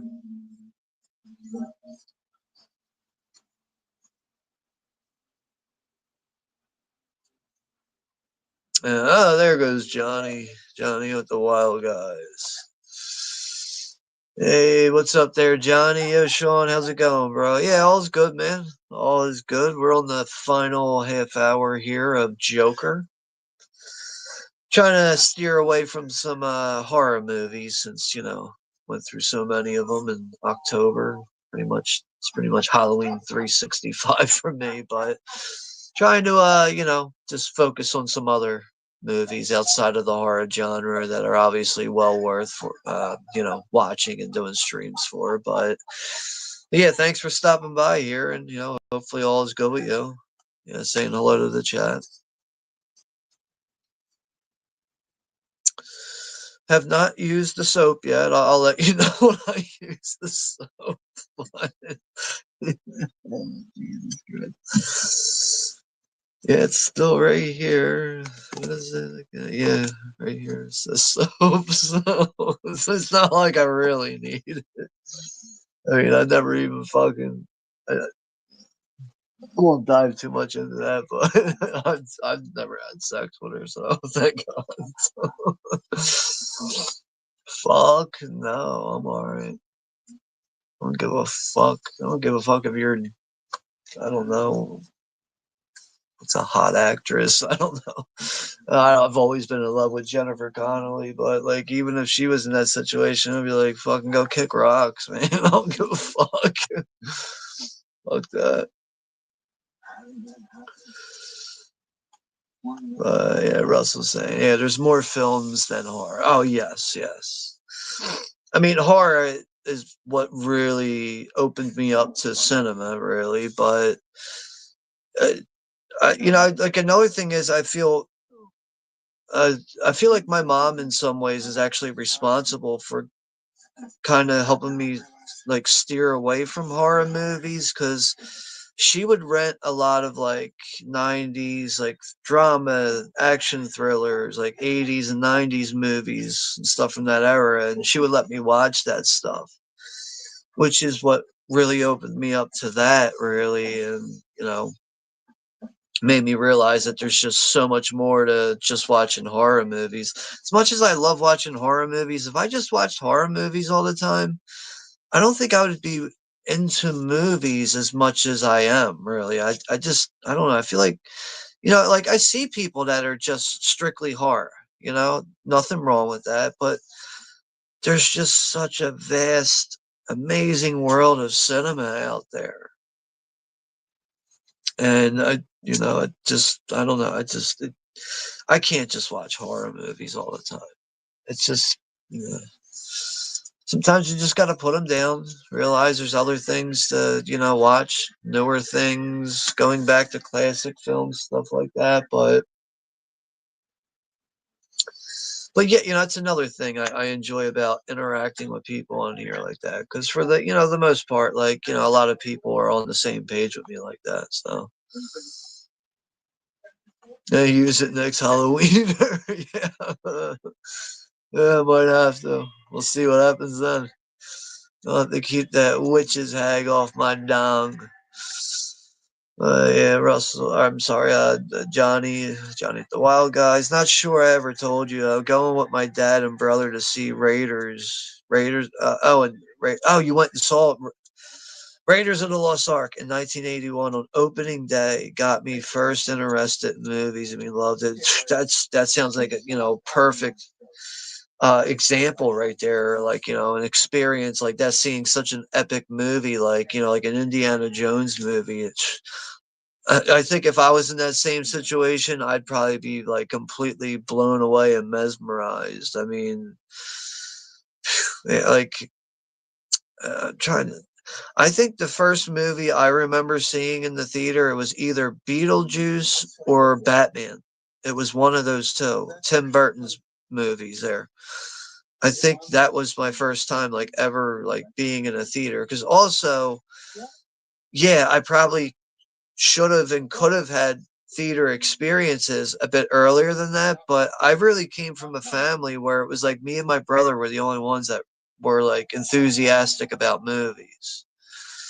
My dad was a big sports person, so it was like I had to really get into movies on my own. And my mom, I remember my mom taking me and my brother to see like Ghostbusters 2 and like Nightmare Before Christmas, Ninja Turtles movies, stuff like that.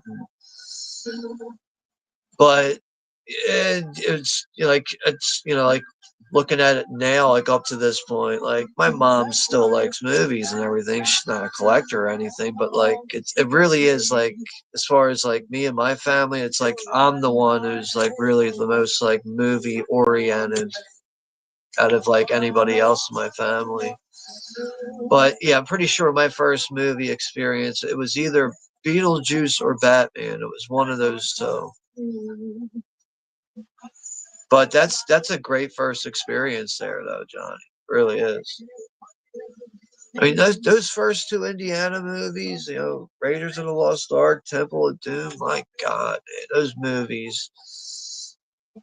Like seeing them for the first time, like it was really like the same mesmerized feeling that I had when like I first saw Star Wars. Like how just blown away by everything, set pieces, endless amounts of characters and bizarre things. But back in the movie here, we're at the point now where it looks like Arthur has suffocated his mother for all the slander and bullshit she's been leading him on with. But it looks like he's finally feeling a bit content with himself as he's getting himself all painted up for the merry show tonight.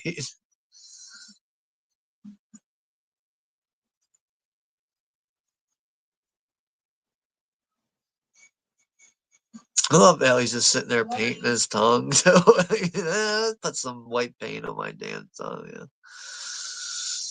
So, this is my favorite part's coming up here. Probably you too, Russell. Your favorite part's coming up here. This is when Arthur and his little midget friend comes by to, you know, uh, just to check in on him and, share their condolences because his mom just passed away.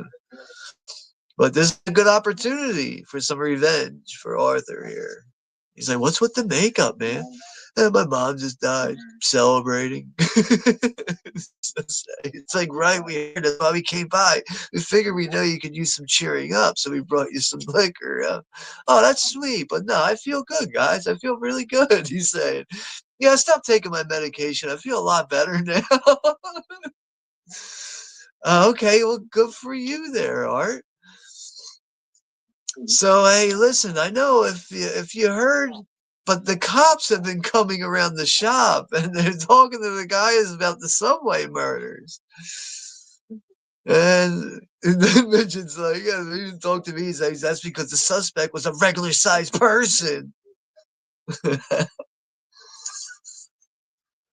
Oh shit.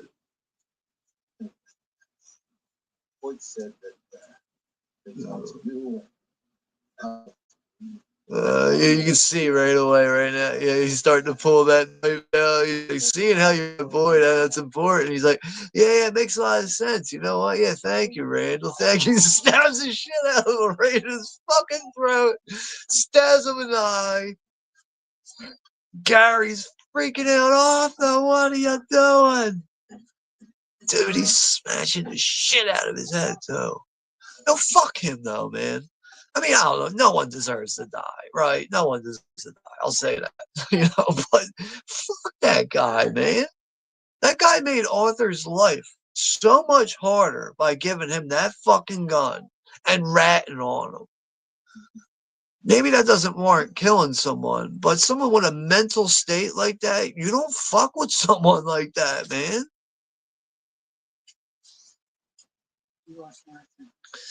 He's after that. Do you watch the Mary Franklin show? I'm gonna be on it tonight. Just totally ignoring the murder as he's talking to Gary. It's fucking crazy, isn't it? Me on the telly. I'm terrible at accents. What the fuck, Arthur? What? What are you talking about? He's already ignoring the death of Randall. He's like, oh, it's okay, Gary. You can go. See, good for Gary, though. Gary was always nice to Arthur, and that is why Gary is going to be able to walk away from this with his life. I love when he scares him here. He's like,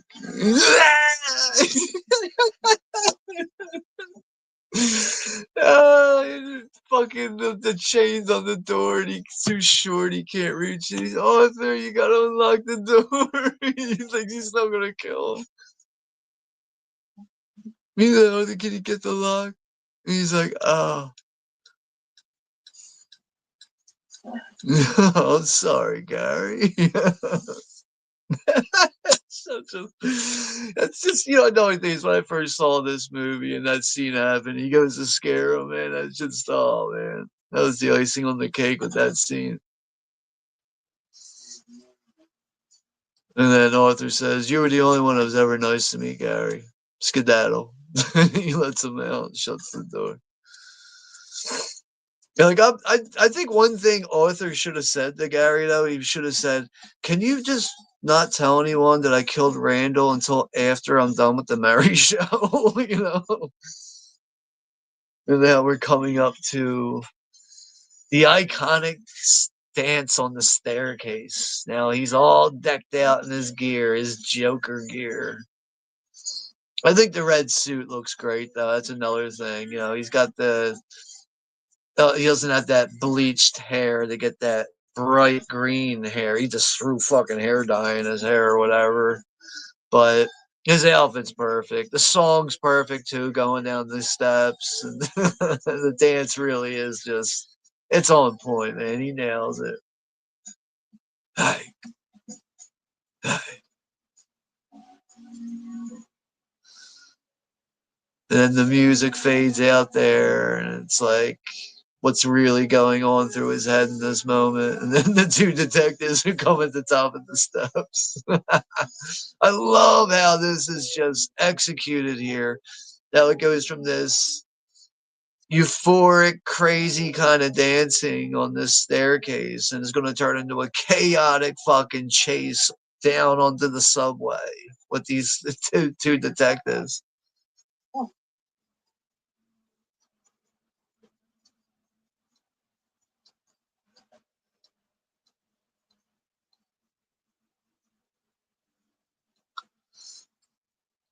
Oh, we got Shamarlos is here.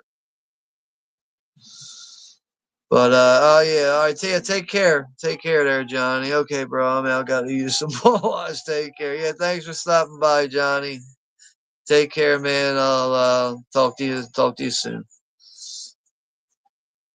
So yeah, Russell is a 69-year-old film buff, man. Yeah, you're definitely full of knowledge, man. Really are. I got to get you back up here on a panel again, Russell. If you're ever, if there's ever a stream I'm doing and it's a certain movie that you want to hang out on here and just want to, shoot the shit and hang out, just let me know, dude. I'll drop the link for you. I've had you up here before and never had any issues with you or anything. So you're always welcome to join me on the panel, which is like very thin list of people at this point. I don't let a lot. I don't really, not very open to letting a lot of people on the panel anymore. And just had to take Todd Christian's advice on that. Todd Christian's, he's a subscriber that usually catches the replay, but he just said to me one day, like, dude, you really should just do streams by yourself. You do them a lot better when you're on your own. And the more I thought about that, I was just like, he's fucking right, man. Like, that is just the only way I'm like, I mean, I don't know. Like, I really don't think it's hard for me to stream with people. It's just, I don't know, man. Like, it's my thing is, I can stream with people as long as you want to stay on topic and everything with the movie. But you want to start like dipping and dabbing in the drama and stuff, and you want to get off topic. That's when I'm like, yeah, like, what are we doing here, man? And sometimes you have people up here on the panel. They don't even want to talk about the movie. They just want to yip yap this, that, and the other thing. And it's like, dude, you're ruining the stream. Like, why did you even come up here? But I think just Todd Christian. Shout out to him, man. He's always supporting the channel. But I have to really just take his advice and realize that I'm just better off streaming by myself. So now the cops who unsuccessfully were able to catch they weren't able to catch Arthur in the subway there with all the clowns who were all amped up because of all the the vigilante clown that's going around killing people and everything. They made one of the detectives shoot someone by accident, so now the cops are rushing in there. Meanwhile, Arthur is just on his way to the fucking Mary Franklin show. Look on his face too in that moment, man. When he's smoking that cigarette, he looks lost. But yeah, what's up there, Shamarlos? Hey, how's it going, Scott? Thanks for stopping by. Had some Wendy's. Give me that Baconator. That's good to see you doing well, man. All good, man. We'll be streaming again on Wednesday on the 19th. We'll be watching the Jack Nicholson movie, One Flew Over the Cuckoo's Nest. That'll be 50 years old. Yeah, Joker was hilarious. I think the movie really is a good mix of a lot of things. You know, you do get some very hilarious comedic moments. You get moments where you can really sympathize, with people like Arthur, and just also just the realism of how city people are too, like especially in like New York City, and just how heartless and grimy it can be in those atmospheres and environments. Just a, I don't like. In some ways, it's like as if like a studio tried to make a movie guerrilla style in a way, but that's a very thin line. So,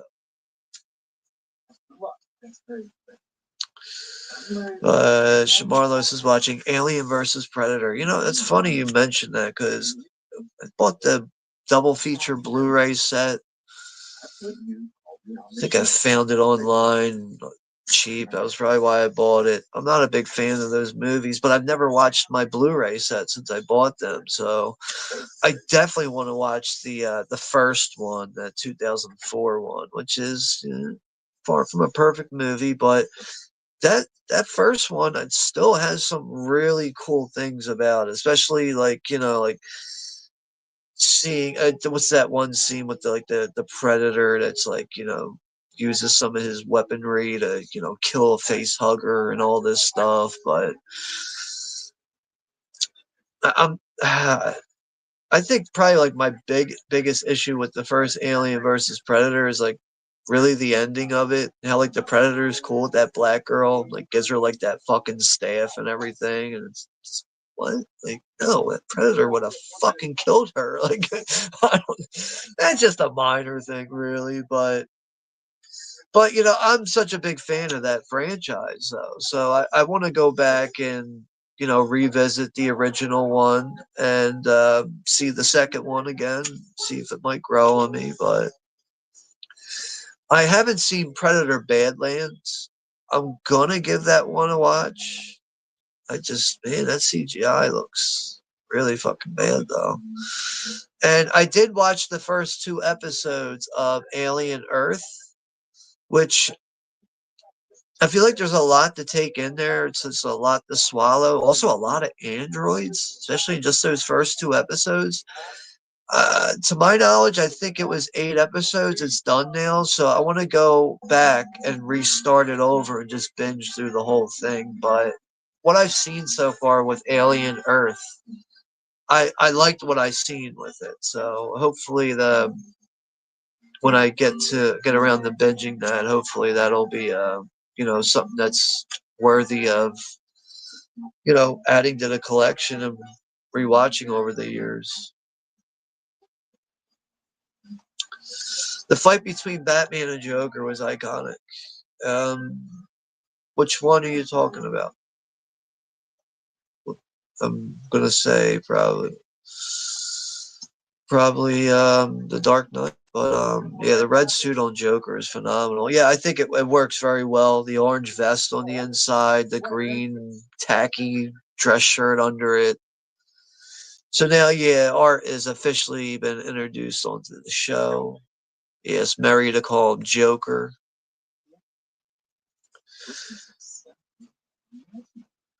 See, that's like it does come off like he's just acting completely just weird and like as if he's just not even there right now. But Arthur is just taking this in because he's such a big fan of watching this show over the years with his mother.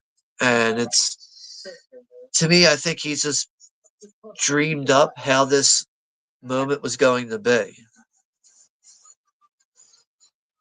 And now it's just all just so surreal for him and everything, but only he knows what's going to be coming at the end of this set.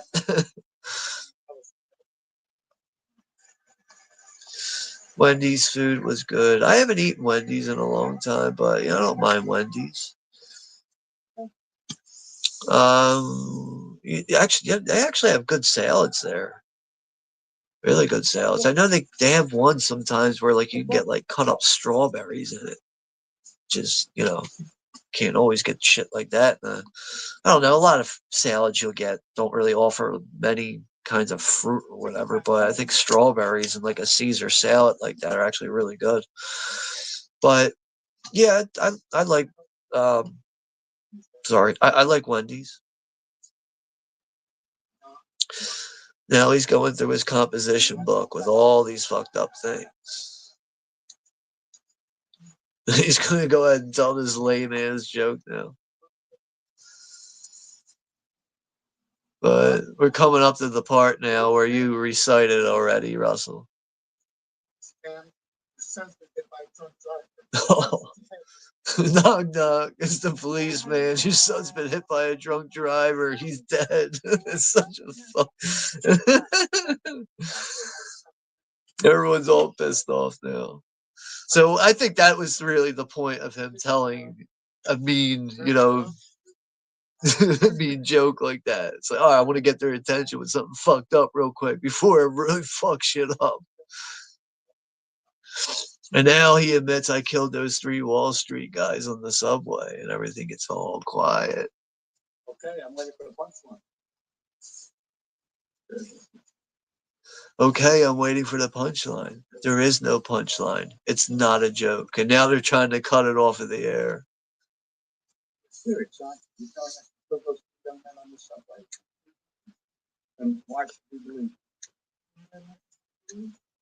Then why should we believe you? Because I got nothing else to lose. He's so right. Nothing can hurt me anymore.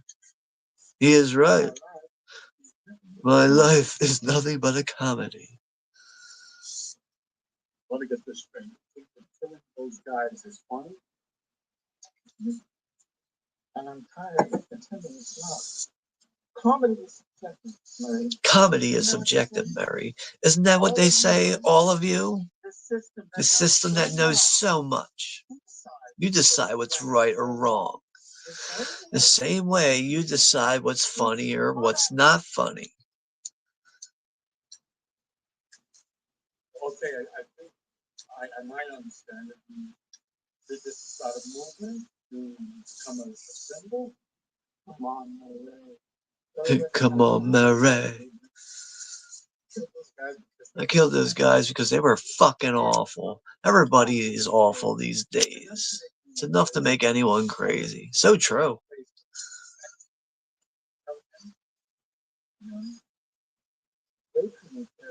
To save their lives.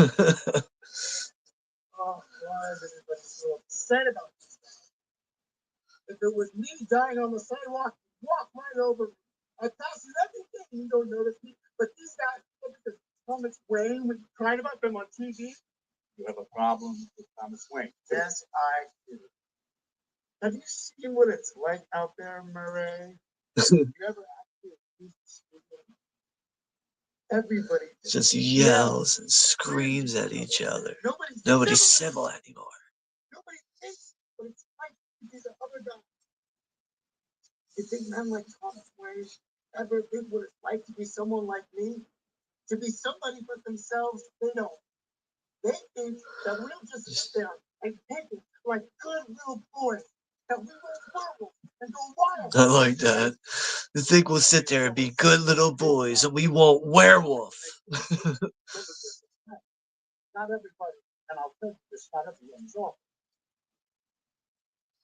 Not everyone is awful. He says, you're awful, Mary. Me? I'm awful? How am I awful? Playing my video. Inviting me on the show. You wanted to make fun of me. Just like the rest of them, they don't know the first thing about it. Look what happened because what it led to. The riots out there. The policemen are in critical condition. He's like, two policemen are in critical condition. He's like, he's like, finish. How about another joke, Mary? I don't think we think we had enough jokes. What do you get when you cross a mentally ill loner with a society that abandons him and treats him like trash?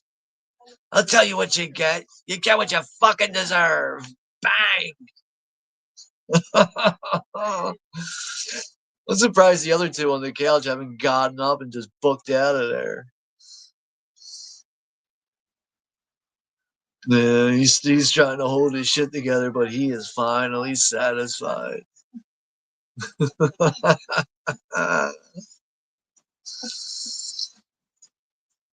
Bang!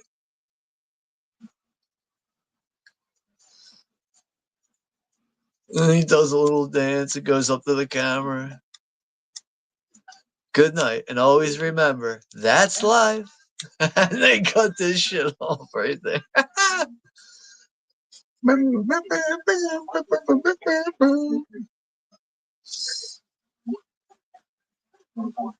man who was introduced by Franklin as Joker is currently under arrest. Police led the suspect handcuffed out of the studio.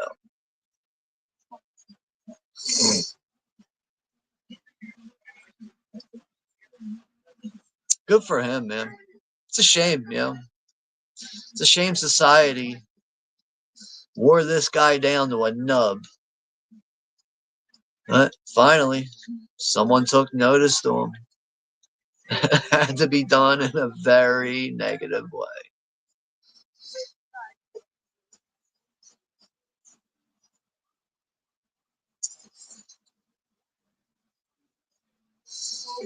He's looking out the window. Wow, look at all this shit I started.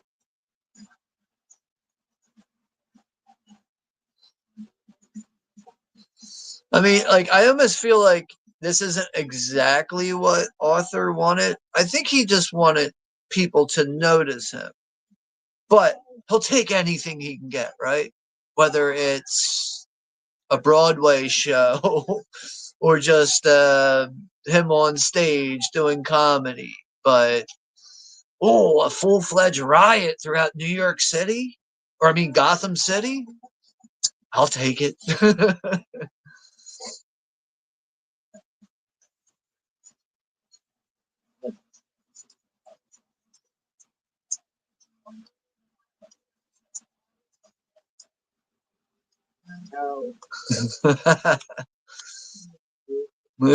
I know, isn't it beautiful? I ain't getting no car accident here. Damn. So we'll be ending this stream here soon, but as I told you guys, the next stream on the channel will be on this Wednesday, the 19th.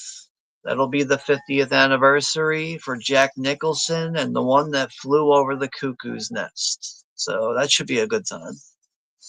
I don't know how long that movie is off the top of my head. Maybe 2 hours, something like that. So probably be about the same kind of runtime as what we had here tonight. Yeah, lights. Yeah, it's too bright. All right, bring that down. Pull this up. Sorry, I need to get a more permanent light system here, so I don't always have to fuck with this. So now after ambulance crashing into the police car here, all of his rioting fans pull him out, see if he's all right. I mean, you'd think like they, you know, whatever Gotham sports team just won like the championship or something. You know? Yeah, thanks for hanging out here, Russell. Yeah, good night to you too. Good hanging out, and yeah, maybe I'll see you on Wednesday for One That Flew Over the Cuckoo's Nest, 50th anniversary. So definitely a big movie for me. It's a film that think a lot of us have grown up with and appreciate it. It's been a long time since I've seen it myself, so it's good to see it at 50 years old, though. But yeah, just take care of yourself, and maybe I'll see you on Wednesday. If not, we got some other things, in the pipeline here on the channel. So just take care of yourself and have a good night as we get closer to the credits here. Oh yeah, the scene here now where we're gonna see, Thomas Wayne, Bruce Wayne's parents getting mugged and killed. Which I think, it has its place. It makes sense. There's rioting going on and everything. It could have been a random person that did all that. I think they really tied that in nicely. Again, without really overdoing more Batman scenes or instances compared to, what the movie really is, and that's Joker. And now, yeah, now his art is he's rising up now. He's waking up from being knocked unconscious from the car accident.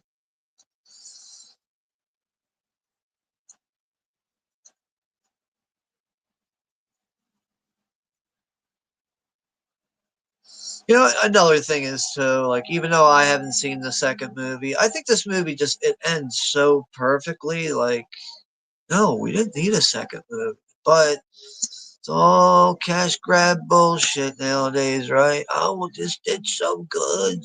Come on, let's ram it to the ground and get more money into the bank.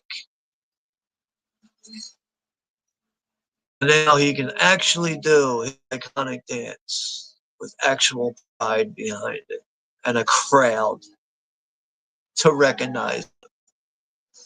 But unfortunately, he is being recognized for all the wrong things at the same time. Oh, my makeup. It's all come off, but I could use this blood.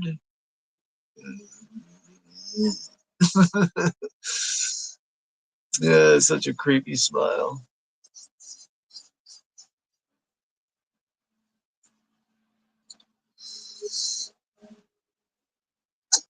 All right.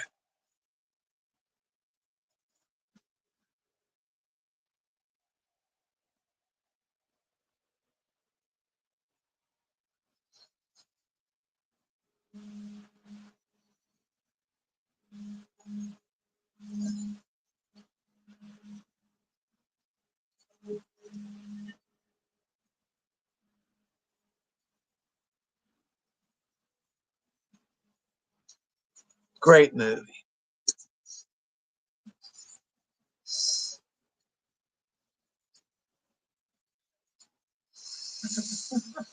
I think this is where he's going to sing a song. I think he sings that Frank Sinatra song here or something. Obviously, he's institutionalized now and all that. And we have Tom here saying, "Yeah, this movie has a great ending. Didn't need a sequel." Exactly, man. I highly doubt I'm ever going to see that sequel, man. Just too much that I saw from it, where I was just like, ugh. And I don't really have a problem with Lady Gaga or anything. It just the whole concept of it and how it's like a musical and everything. Just like, what the fuck, man? I don't like seeing this. But I literally did not hear one positive thing about it. So I really don't think I'm ever gonna see it. But yeah, as we get closer to the end here, the end of this movie, yeah, thank you to Tom. Thank you too for hanging out with me here tonight to watch Joker, and yeah, we got some other things coming up. We might do Eli Ross Thanksgiving somewhere before the end of the month. It's a possibility. I might be able to get that one slid in there because I think that's one of the better modern slasher movies out there. And obviously with the holiday coming up and everything, I think it'd be an appropriate time for that. So I'll see if I can try and squeeze a spot in for that. But yeah, I am open to any kind of recommendations, anything related to the holiday or, horror, action, whatever you guys think would be best. I'm open to. So, but yeah, so that is going to do it for the stream here tonight. And yeah, so maybe I'll see you all on Wednesday for the 50th anniversary for Cuckoo's Nest. So yeah, that'll be I'm not exactly sure what the time is on that, but I'm gonna put it at 10 o'clock this Wednesday, the 19th. So take care, be safe, and I'll see you all in the next one, everyone.